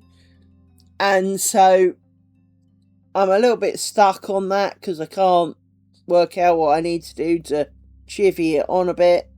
And again, maybe some of it is because I got ahead of myself and now it's not going to trigger it, maybe. So there's all of that. So I do think I made, you know, I've started again on easy mode this time and gonna have a bit of a poke around.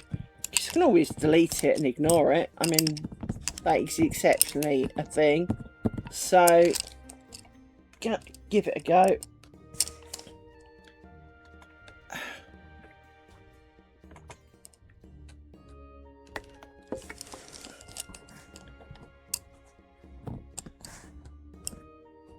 That's not right. 1, 2.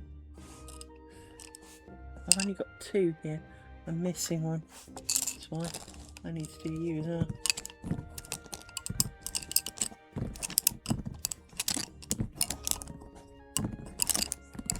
There we go.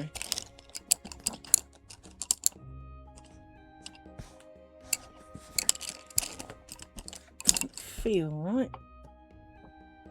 Feels weird. Why are you weird? Something weird. You're good? You're good. You're good. It's all you. It's all on you two. Why are you making things weird?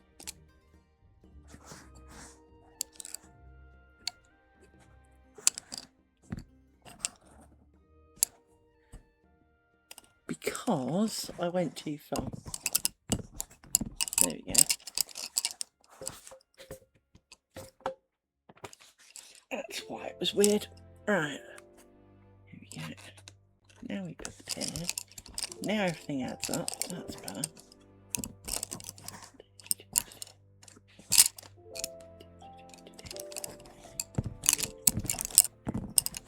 So yeah. Bit of that. Monsters and Memories has just released this week I think it was this week, their class definitions. They've decided that they needed to make some class changes, and they've announced a whole pile of class changes. And until they do it, like everything, it's just words on a piece of paper. the actual implication of the words. So when it says less of something, more of something else, how much less, how much more, right? So it is going to be interesting how they change. Like always, you know, because I've been playing it on and off now for quite a while. I'm a little bit curious as to what impact it will have, because I played basically everything. And I am an alcoholic, so I am not one of these people who plays a game in an MMO and has one character, gets it to max level and does all the things. No.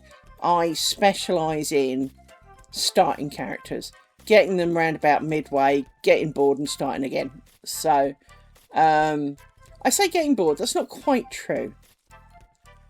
I get curious about something else and sidetrack. A bit like, you know, doing crafting, I get sidetracked by other projects and, you know, ooh, shiny, and wander off. And it's not because I don't want to do the old one, it's just that new one's pulling harder.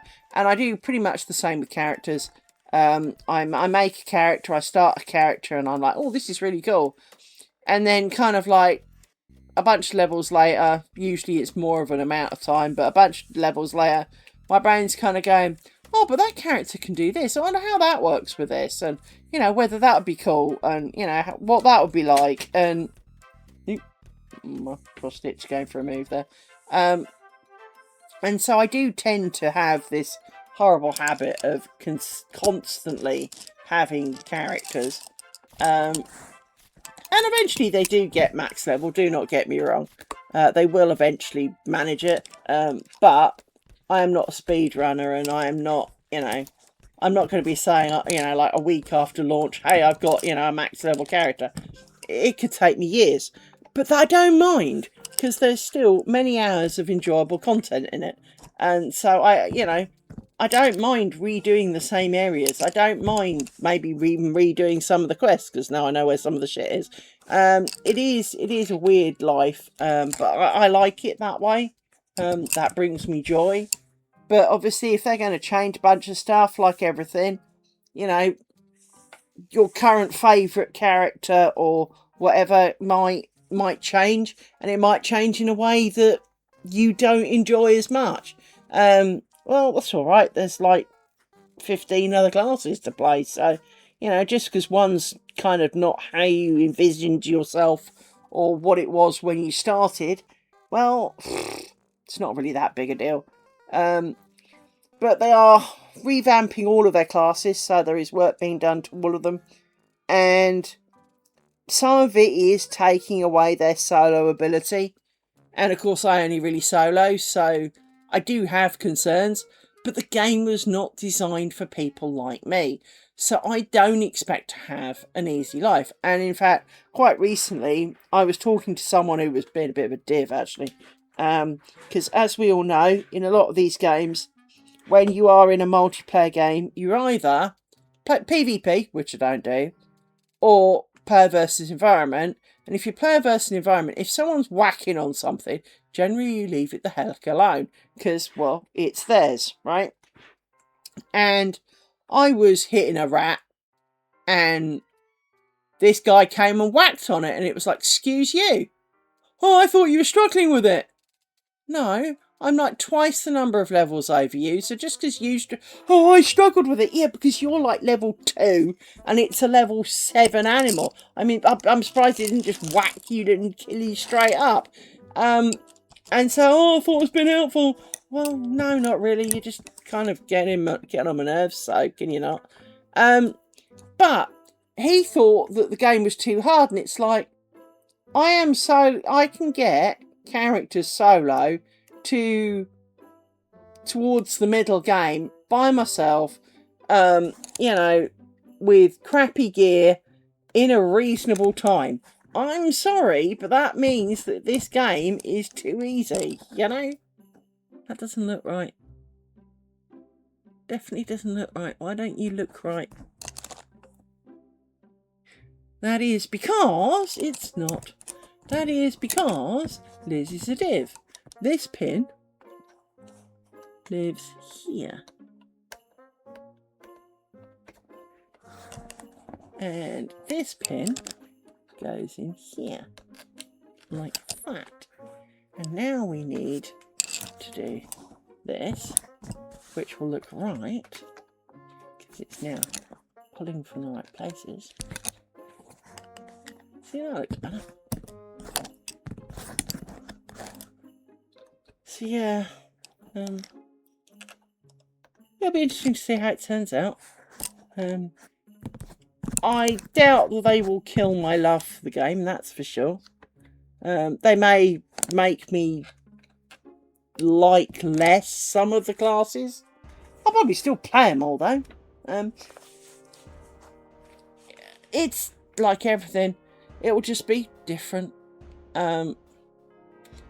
Not necessarily bad different, not necessarily good different, it will just be different.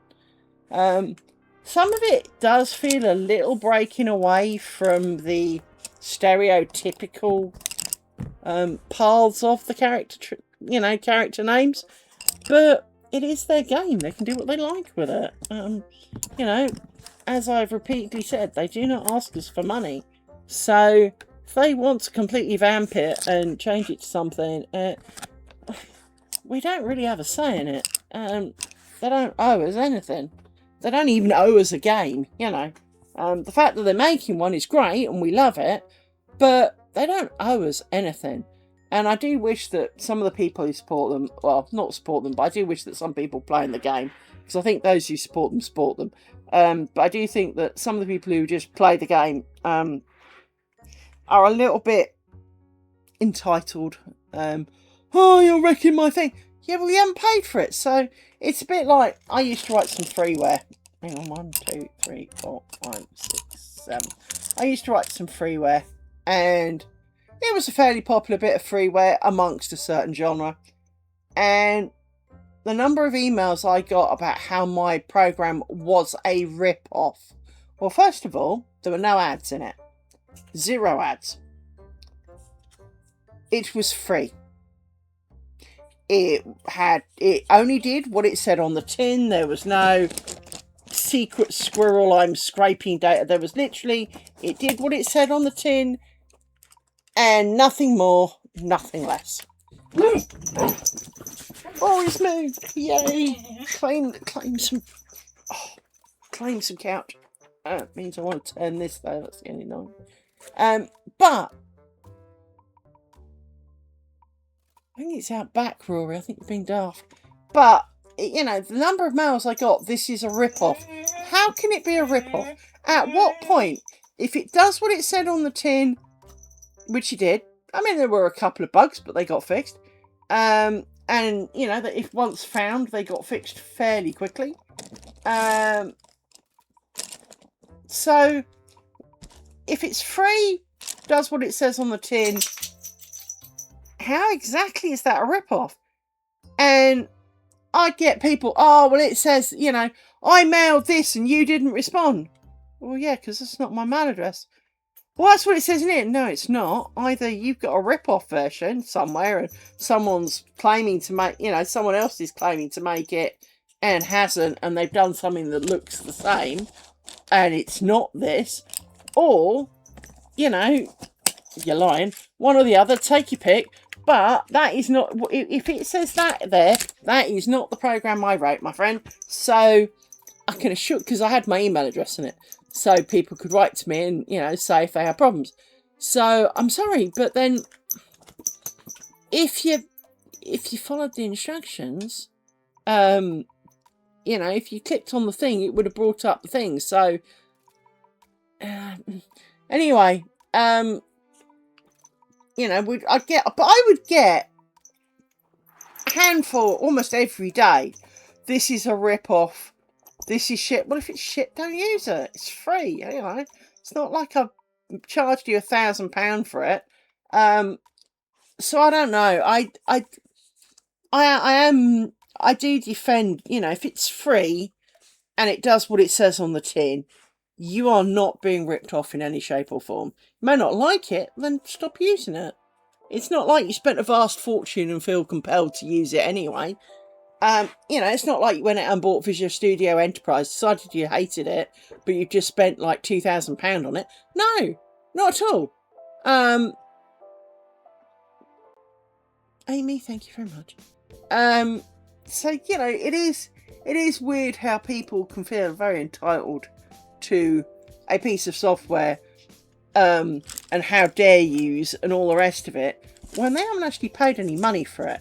So they're not exactly losing out. I mean, even if Monsters and Memories decided right here, right now, which I don't think we're in any danger of, but that their game was not going to be viable, or they were not going to be able to produce a game like they hoped, or you know, there wouldn't be enough people interested to actually make it worthwhile them doing it, or any of those kind of things, right? As I say, I don't believe we're in danger of that, but you know, let's pretend. Okay, shame. I was looking forward to it. But I can't hate them for it. I can't hate them because they don't owe me anything. It's not like Pantheon, who I hate with every atom of my soul, because I paid quite a lot of money into Pantheon a really long time ago. And the game that they kind of let out when Monsters and Memories started letting theirs out, a little bit coincidental, I thought. But, you know, they obviously felt a little bit bruised by the fact that a rival company was bringing out a similar styled and genre game. Their game at that point looked like an intern did it in a week. It was terrible. I placed quite a lot of money into that.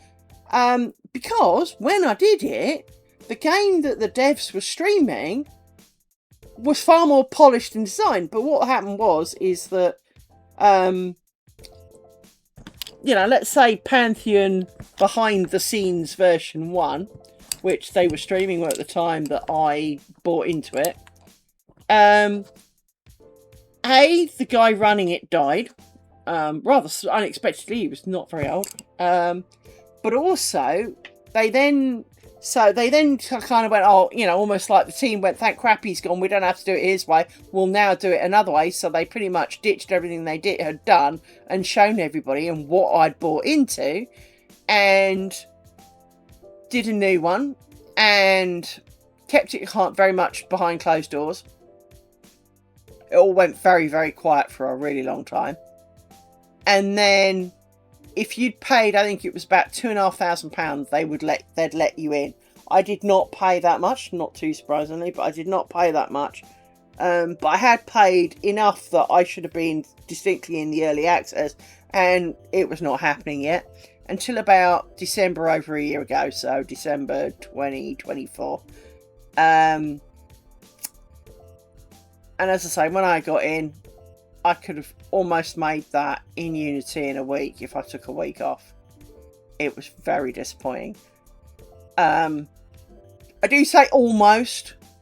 I really do, but I do genuinely mean it. If I took a week off and, you know, did a few long days, it would have been damn close. I couldn't have done the artwork. I'd have had to buy models because, as you know, I can't draw. But in terms of gameplay, designing some levels and all the rest of it, I could have done most of that in a week, and I was exceptionally disappointed. And it just ran like something I'd written in a week, right? It screamed intern, right? Now they have done more work for it. It's like, you know, what, 15 months later or whatever. I can't bring myself to try it. Not anymore. I mean, I've got proper access to it now. Yeah, but I can't be bothered to look. I'm not interested.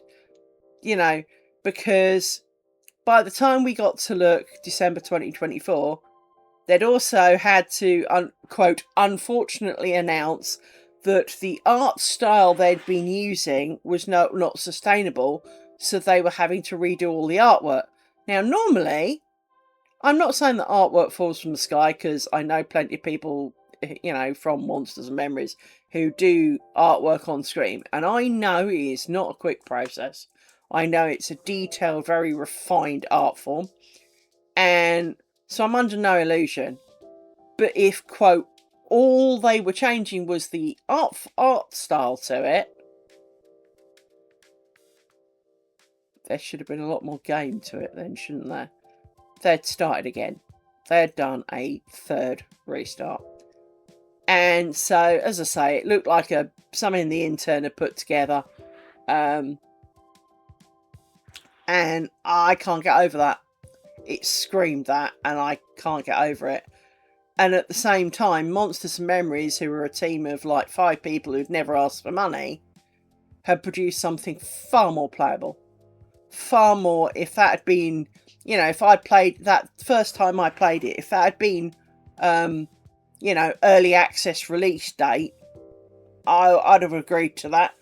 Because bear in mind, pretty much the same kind of week, Pantheon had done the same. But they were talking about, we're letting people in now on a permanent basis kind of thing. And it was like, okay. Well, after about 2 hours, you were bored shitless. Because there was like one zone. And, I mean, technically there wasn't, but it was like there was one zone. And, well, it was shit. And there was terrible, it's known as Z fighting, where you have 2 things that overlap and they constantly draw in different orders. So you see flickers of textures and stuff. Your character, as it ran, because your head went forward as you ran, well, the hood went forward, your head didn't. So your head came out the back of your hood every time you ran. And the main character, the quest giver that was in the middle of town, his hands were constantly fighting with gloves that he was wearing. And it just made it look shoddy. Now, they're arguably really quick, easy things to fix. But then they didn't. They were still there weeks later. And it just made it look really, really crap. And from that point, I'd been so excited to get it because, as I say, when we used to watch the videos, like, it's got to be 12, 13, maybe even more years ago, it looked really exciting. There were multiple zones, multiple characters, lots of skills, lots of spells. Not anymore. And it really was. There were 3 races, I think, when I played. Might even have been just 2. A handful of classes, and a lot of the skills and stuff didn't really have unique animations, and it was almost a one-size-fit-all job. And you're kind of going, this is it? This is all you've got to show me? And I know that a bunch of people, so when they initially did it, they opened up the servers for like 24 hours or for like 48 hours or stuff.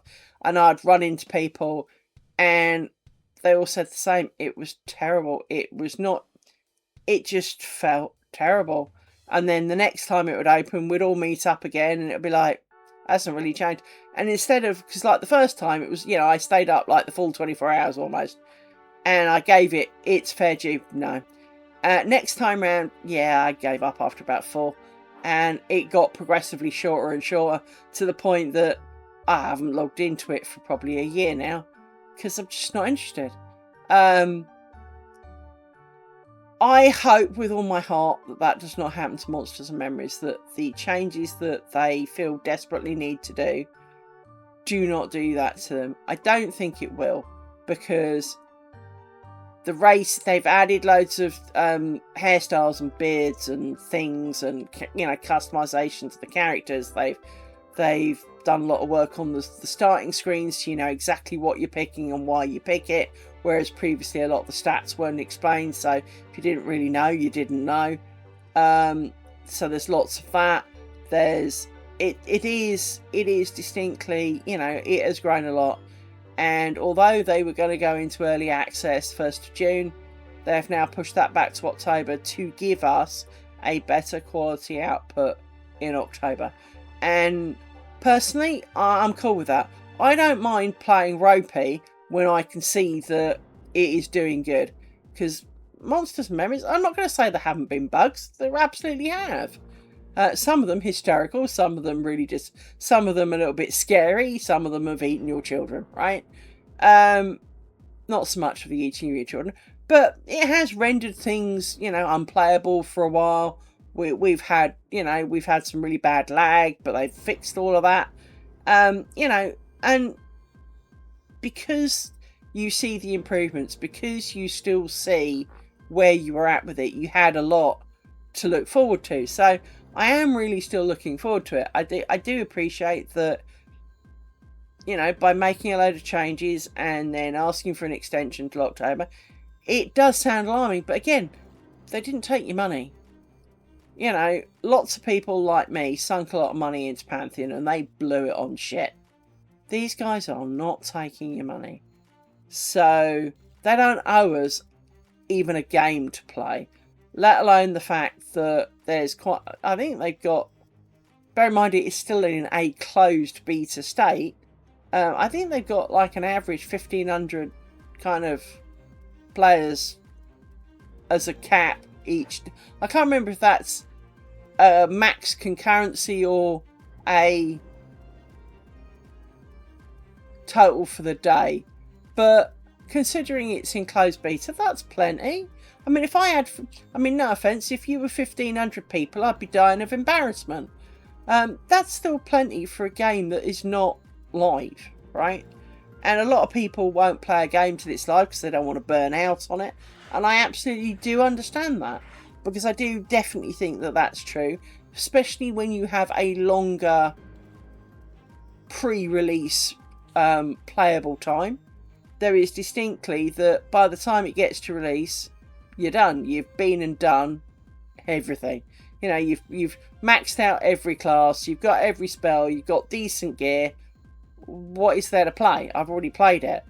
Come back when you do an expansion. I'll come and have a go then. But you see, that's another part of the reason I think I enjoy doing the low level characters, repeating the beginning, seeing how it's changed. All my characters always are independent, so I don't put all my money in a central bank and share items as a whole. You are what you get, what you find, what you earn, right?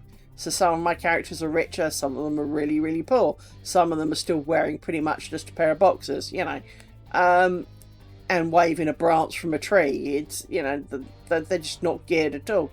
But that's because they haven't found any, so sucks to be them. But it is, each one is a brand fresh start. You know, I don't twink anything. And so it is an insight as to what other people go through. And I do the starter quest because what I want for Monsters and Memories is that, you know, someone, you know, doesn't come along, go, what is this? Tries it, runs into a bug in like the first 5 minutes and feels put off like I did with Pantheon. I want them to have the best starter experience they can have. Because if you're level 20 and I know you go to do a mine and the mine doesn't actually technically exist, it's a glitch. Oh well, never mind. But if the first thing you go to do is broken, or isn't clear, or has typos in it, or anything of those kind of like could have been fixed quite simply things, you're going to feel really put off. Which is why I do take huge enjoyment from starting a character and going through the quests and doing as it tells me to do and reading what it says and pointing out if I see issues. So issues in geometry, issues in quest directions, issues in you know, finding items, or the fact that there's two kinds of that item and how do you know whether you've got the right one, or any of that kind of stuff. I really enjoy doing that. And while I don't work for them, you know, I don't ever expect I will, but I enjoy doing that because I feel like I'm contributing to making the game that I love better. So I'm happy doing that. Whereas when I logged into Pantheon, I paid good money. I expected better. And I think we all do that. If you bought anything, if you buy a new mouse for your computer and it costs you $5, if it feels a bit shit, well, it cost me $5. I'm not surprised. You know, a cost of coffee's more than that. If you paid $100 and something for it, it better be a better mouse, right? And I think that is something we all take with us everywhere we go. It doesn't matter how much something is. if for its genre it is real frigging cheap, you don't have high expectations for it. You don't expect it to last. You expect it to have minimal features. But when you've paid through the nose for it, you know, where's the diamond bling? Where's the Vestal Virgin who hand wafts it to make it feel better? You know, it's if you bought a coffee maker and instead of costing you, you know, $30, $40, because all it does is boil some water and chunk it through the thing, if you spent $500, that damn thing better be making it for you when you wake up and calling you sir, you know? It's and lasting a lifetime. You don't want it to die in 3 months' time. And that, I think, is a lot of it for me with many of this stuff, is that 1, 2, 3, 4. I definitely need some of these, really, but I need to work on that side. So yeah, it is.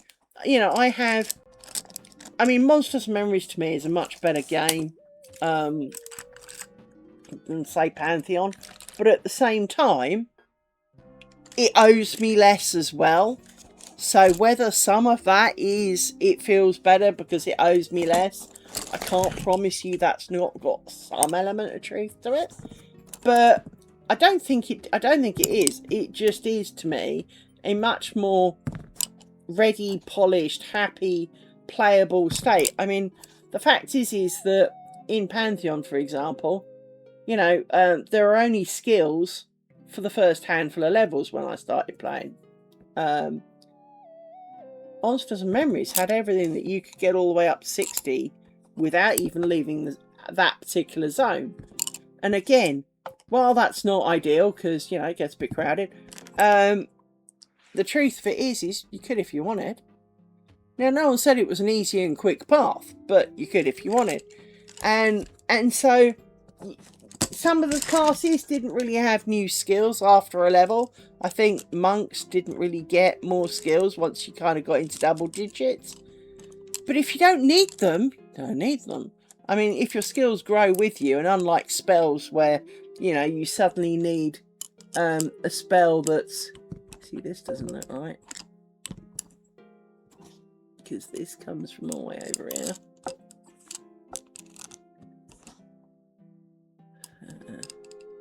I'm going to undo some of this, because this doesn't look right either. And you just seem to be from over here. You should be like that.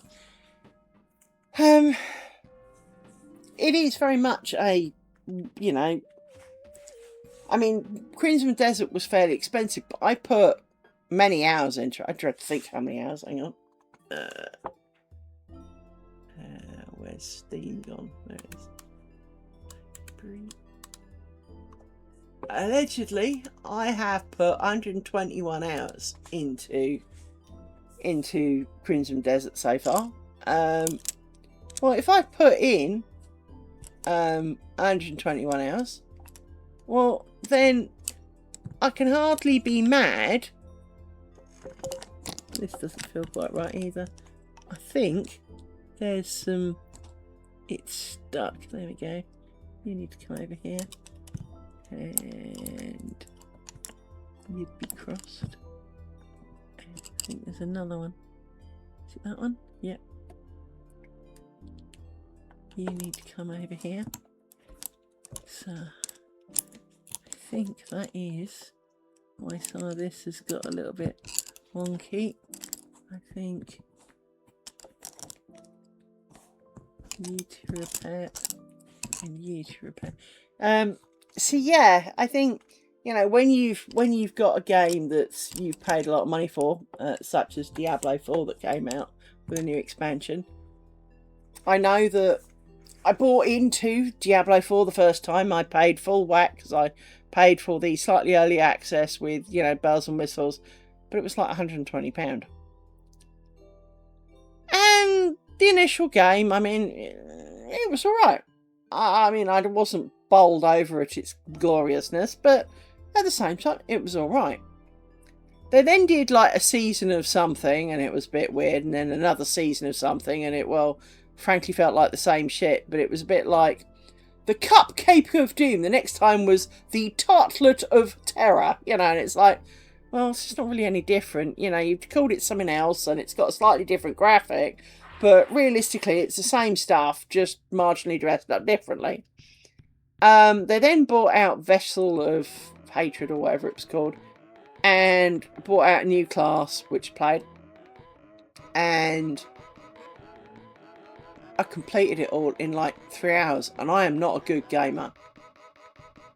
What do you mean I paid 100 quid for that? They were also a day late pretty much in the UK. They were due to come out, I think it was like 10 o'clock at night British time. In the end, at 2 o'clock they still hadn't come out. There were delays, but they also violated something that I'm really disappointed someone with a lot more money didn't legally take them up on. In the EU, for those who are not overly aware, we have a right to return something. You can go change your mind and you have the right to return it. Now, in the case of Diablo, pre-ordering doesn't matter because you've only got so long to change your mind. Obviously it's not an indefinite thing, right? But with something that is pre-ordered, the countdown only actually starts when the product is released. And because they delayed the release and it was a bit of a clusterfuck, I wanted my money back. I changed my mind. I wasn't interested. Didn't really want to play it. And they refused because it's too late. Well, that's not EU law. And they just refused. They refused to do refunds. Because a lot of people went, so you've delayed it like 6 hours. You're not actually giving us quite what we said. Yeah, I want my money back. And they literally refused everybody. And legally, they were wrong to do so. Because you don't have to have a reason for a refund if you've never played it. If you have not installed it because it's not ready yet, and you haven't played it, you are well within your right to return it. Especially as they do not make you click the I waive to my EU 15-day right kind of thing, right? So they were legally over the line on that one. And so the fact that I'd paid for the, extra bells and whistles and, they were 6 hours late, they didn't actually quite give you what you said. And then, so because I'd had to pay for it and they weren't going to do a refund, I did then try playing it. And I finished it in like 3 hours. It's like, you made me pay you 100 quid for 3 hours worth of game. Really? It was shit. It was terrible.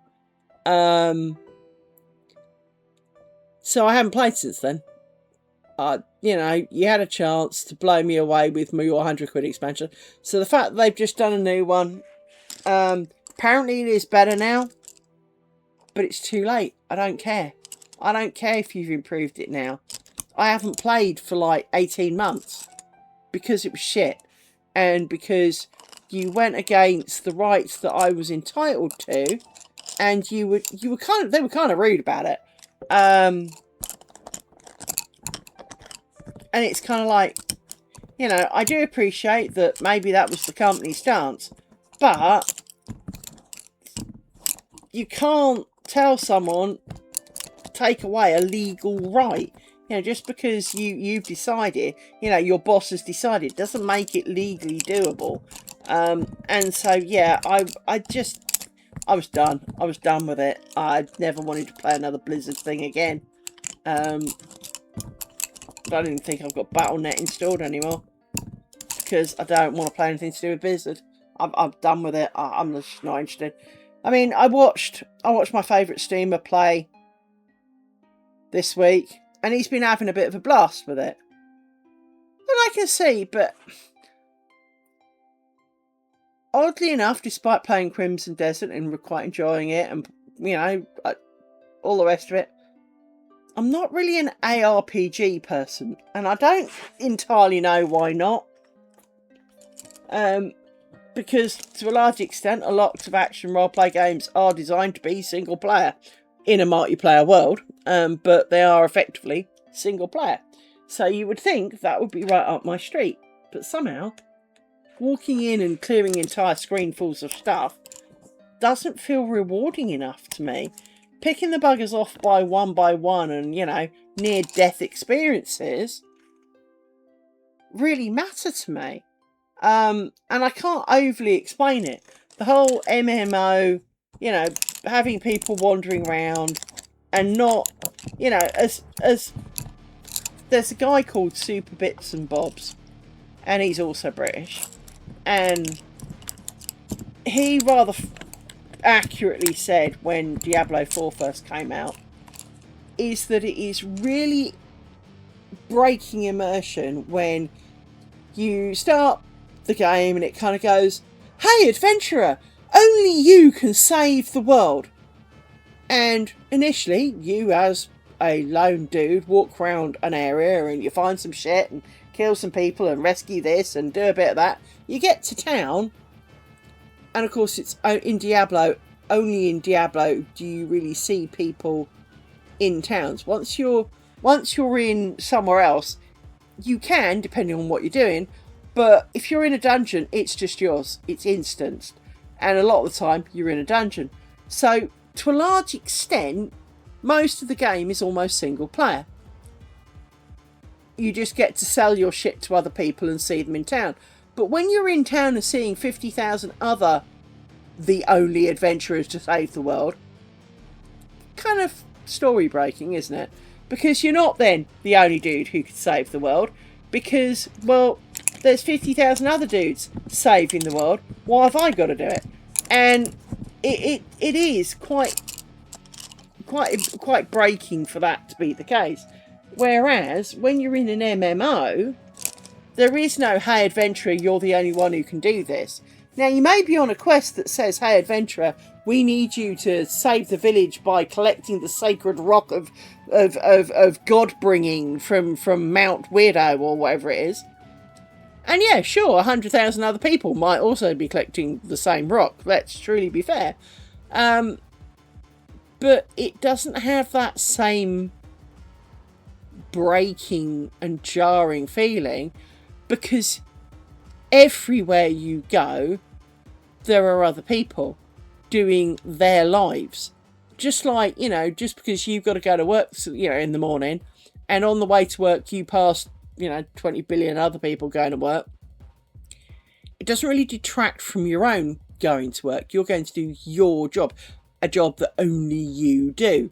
And there might be 20 other people in your office who do the exact same work, but you will be the one working on this exact tiny portion.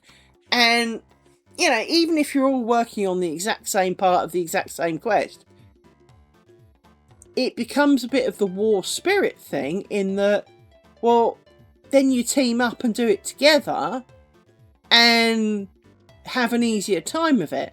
Now, sometimes, depending on the game, you would have to do it more than once because it doesn't drop loot of one per player in the party, right?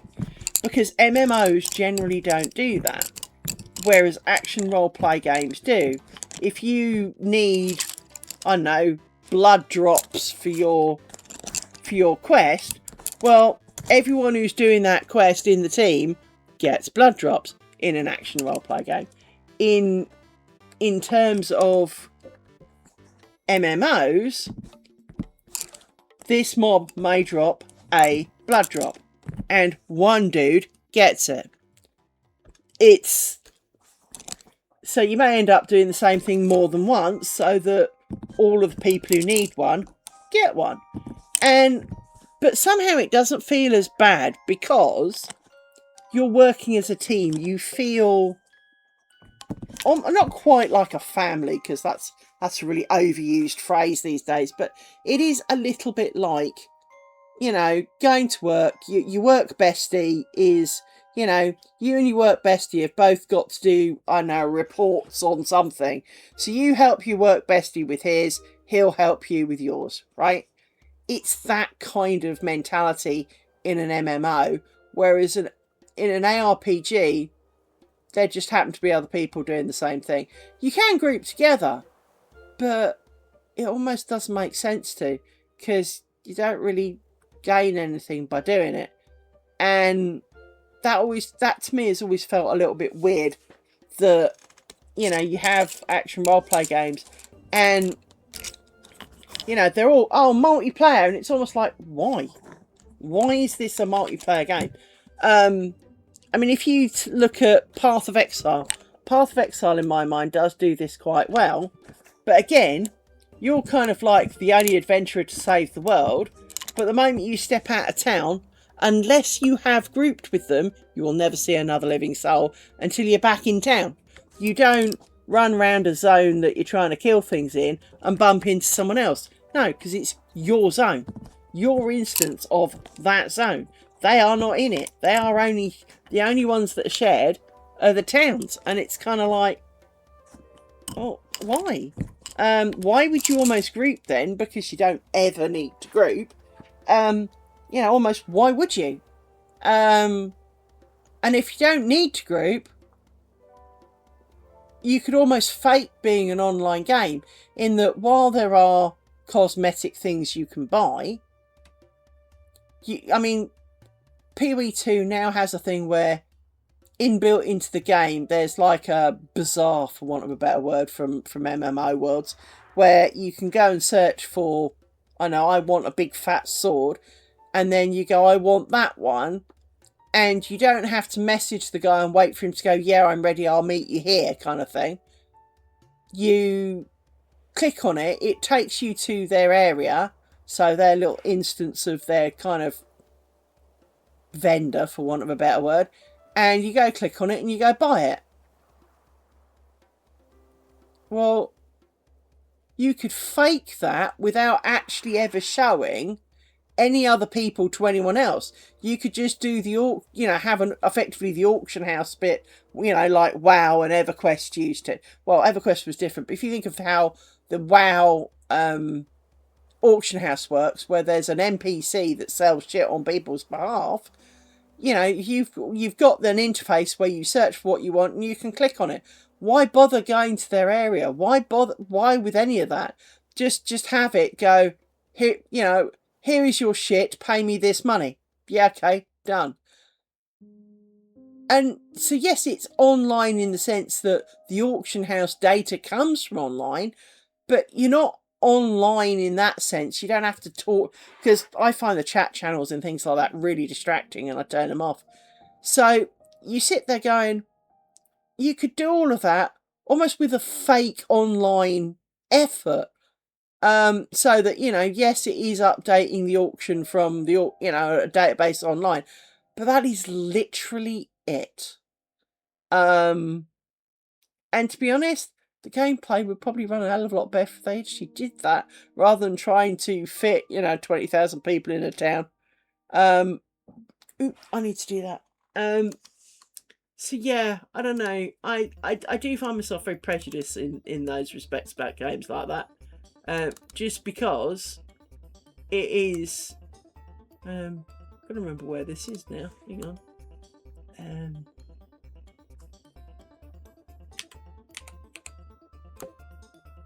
This should tell me. Text something. Yeah, now.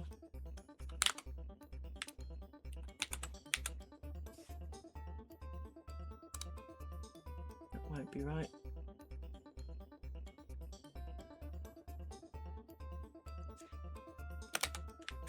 There we go. So there we go. Updated stats. There you go. Because we have definitely passed inch 14 now. We're about a quarter of the way to 15, to be fair. So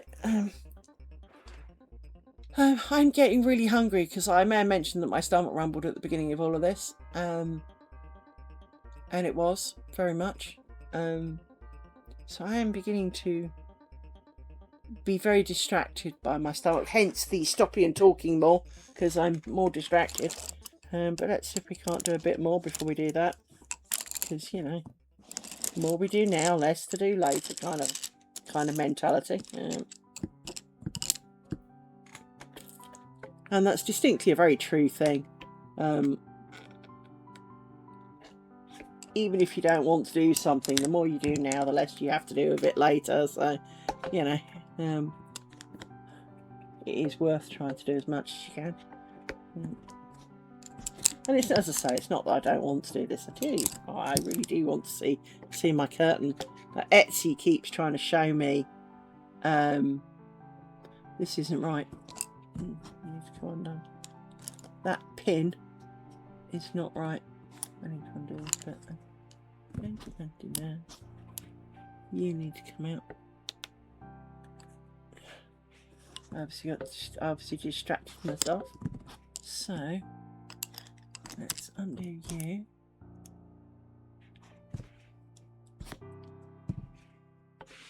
Yeah, some shenanigans going on here. Right, undo you.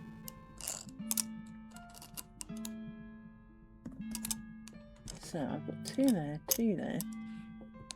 I need to undo you because something's not right about you either.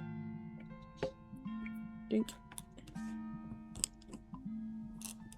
You were just over the top. So I need to you.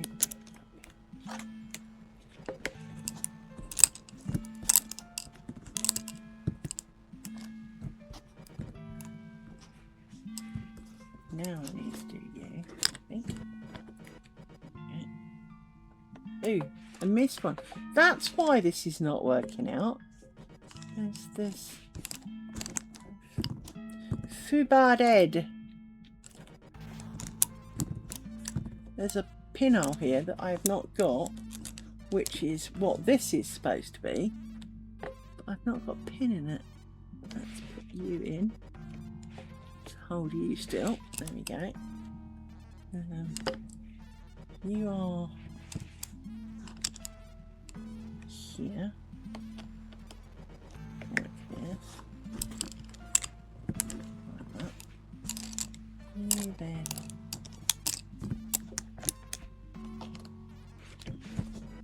Another sign how distracted I am. Making silly mistakes. So you go in there like that. That looks better. So maybe stopping is the right idea. Because clearly stupidity is reigning from on high. Oops.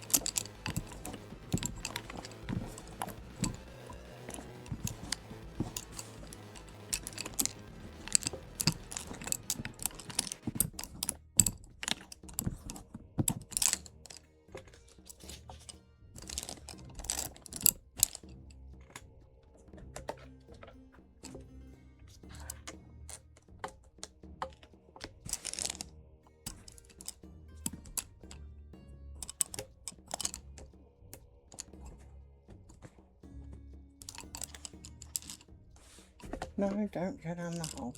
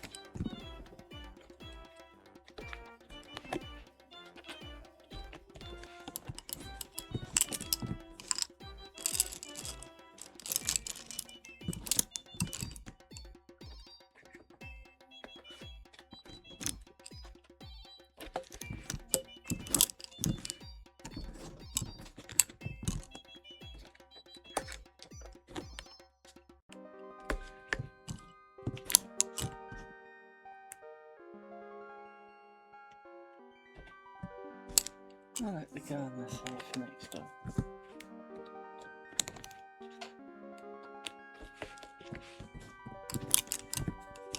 Which wasn't easy to park to my driveway. Which is surprising then, the dogs have not made more noise. Because they usually get really bent out of shape when he parks in the driveway.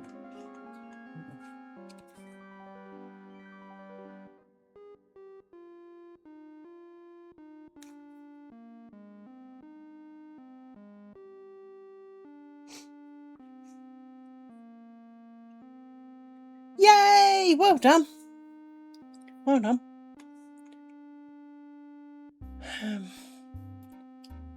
My brain is distinctly on food. I managed something. 1, 2, 3, 4. That's why I'm going to call it a day. I'm going to package everything up. Put it over here. Grab a pin. Stand that. Some.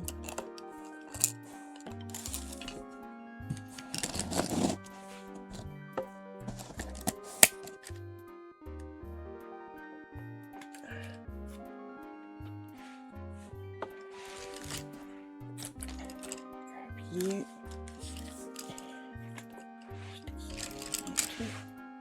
and take a photo and then check it for errors, because, well, we do like to fix errors if we find them. So let's take a photo, which is the quickest way to find them.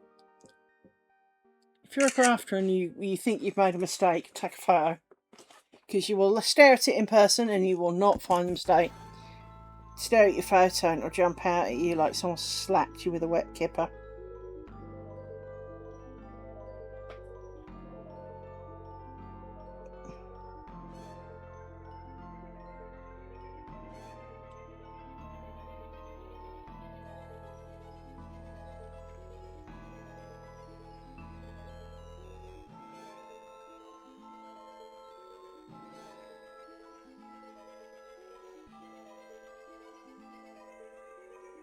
Need to look here. Something there looks a little bit strange.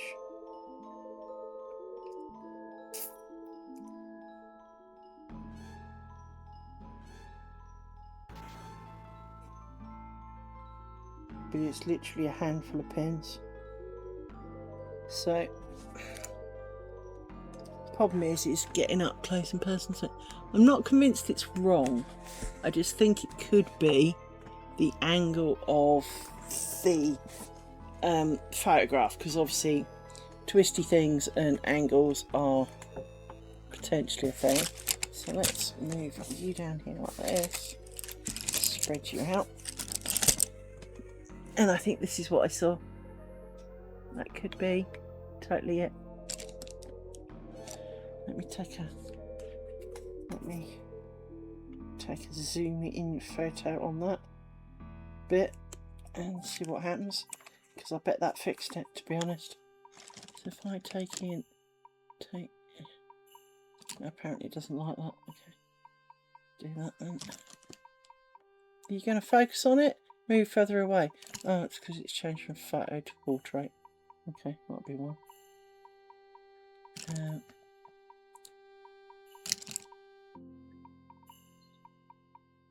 No, I don't want to do that. Let's do this. And look at that corner again.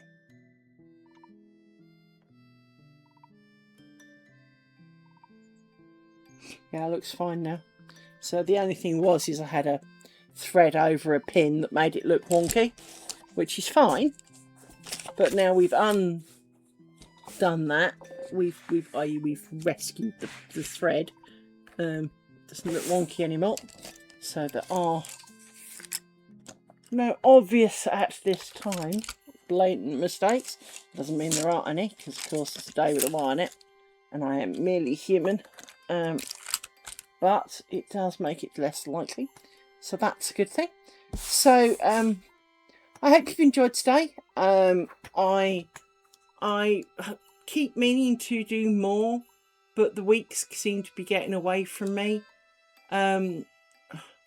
Sadly. So yeah, that's the way that goes, really. But I am hoping that, you know, maybe stuff will cheer up and go back to doing things properly, and, you know, maybe everyone at work will do what they're supposed to for a change, and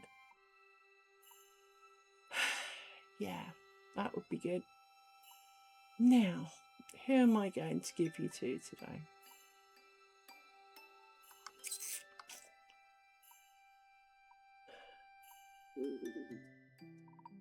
I'm going to go here, I think.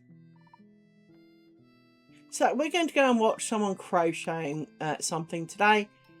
So yes, I hope to see you all again next week, and feel free to stop by on Discord and say hello if you have not already done so.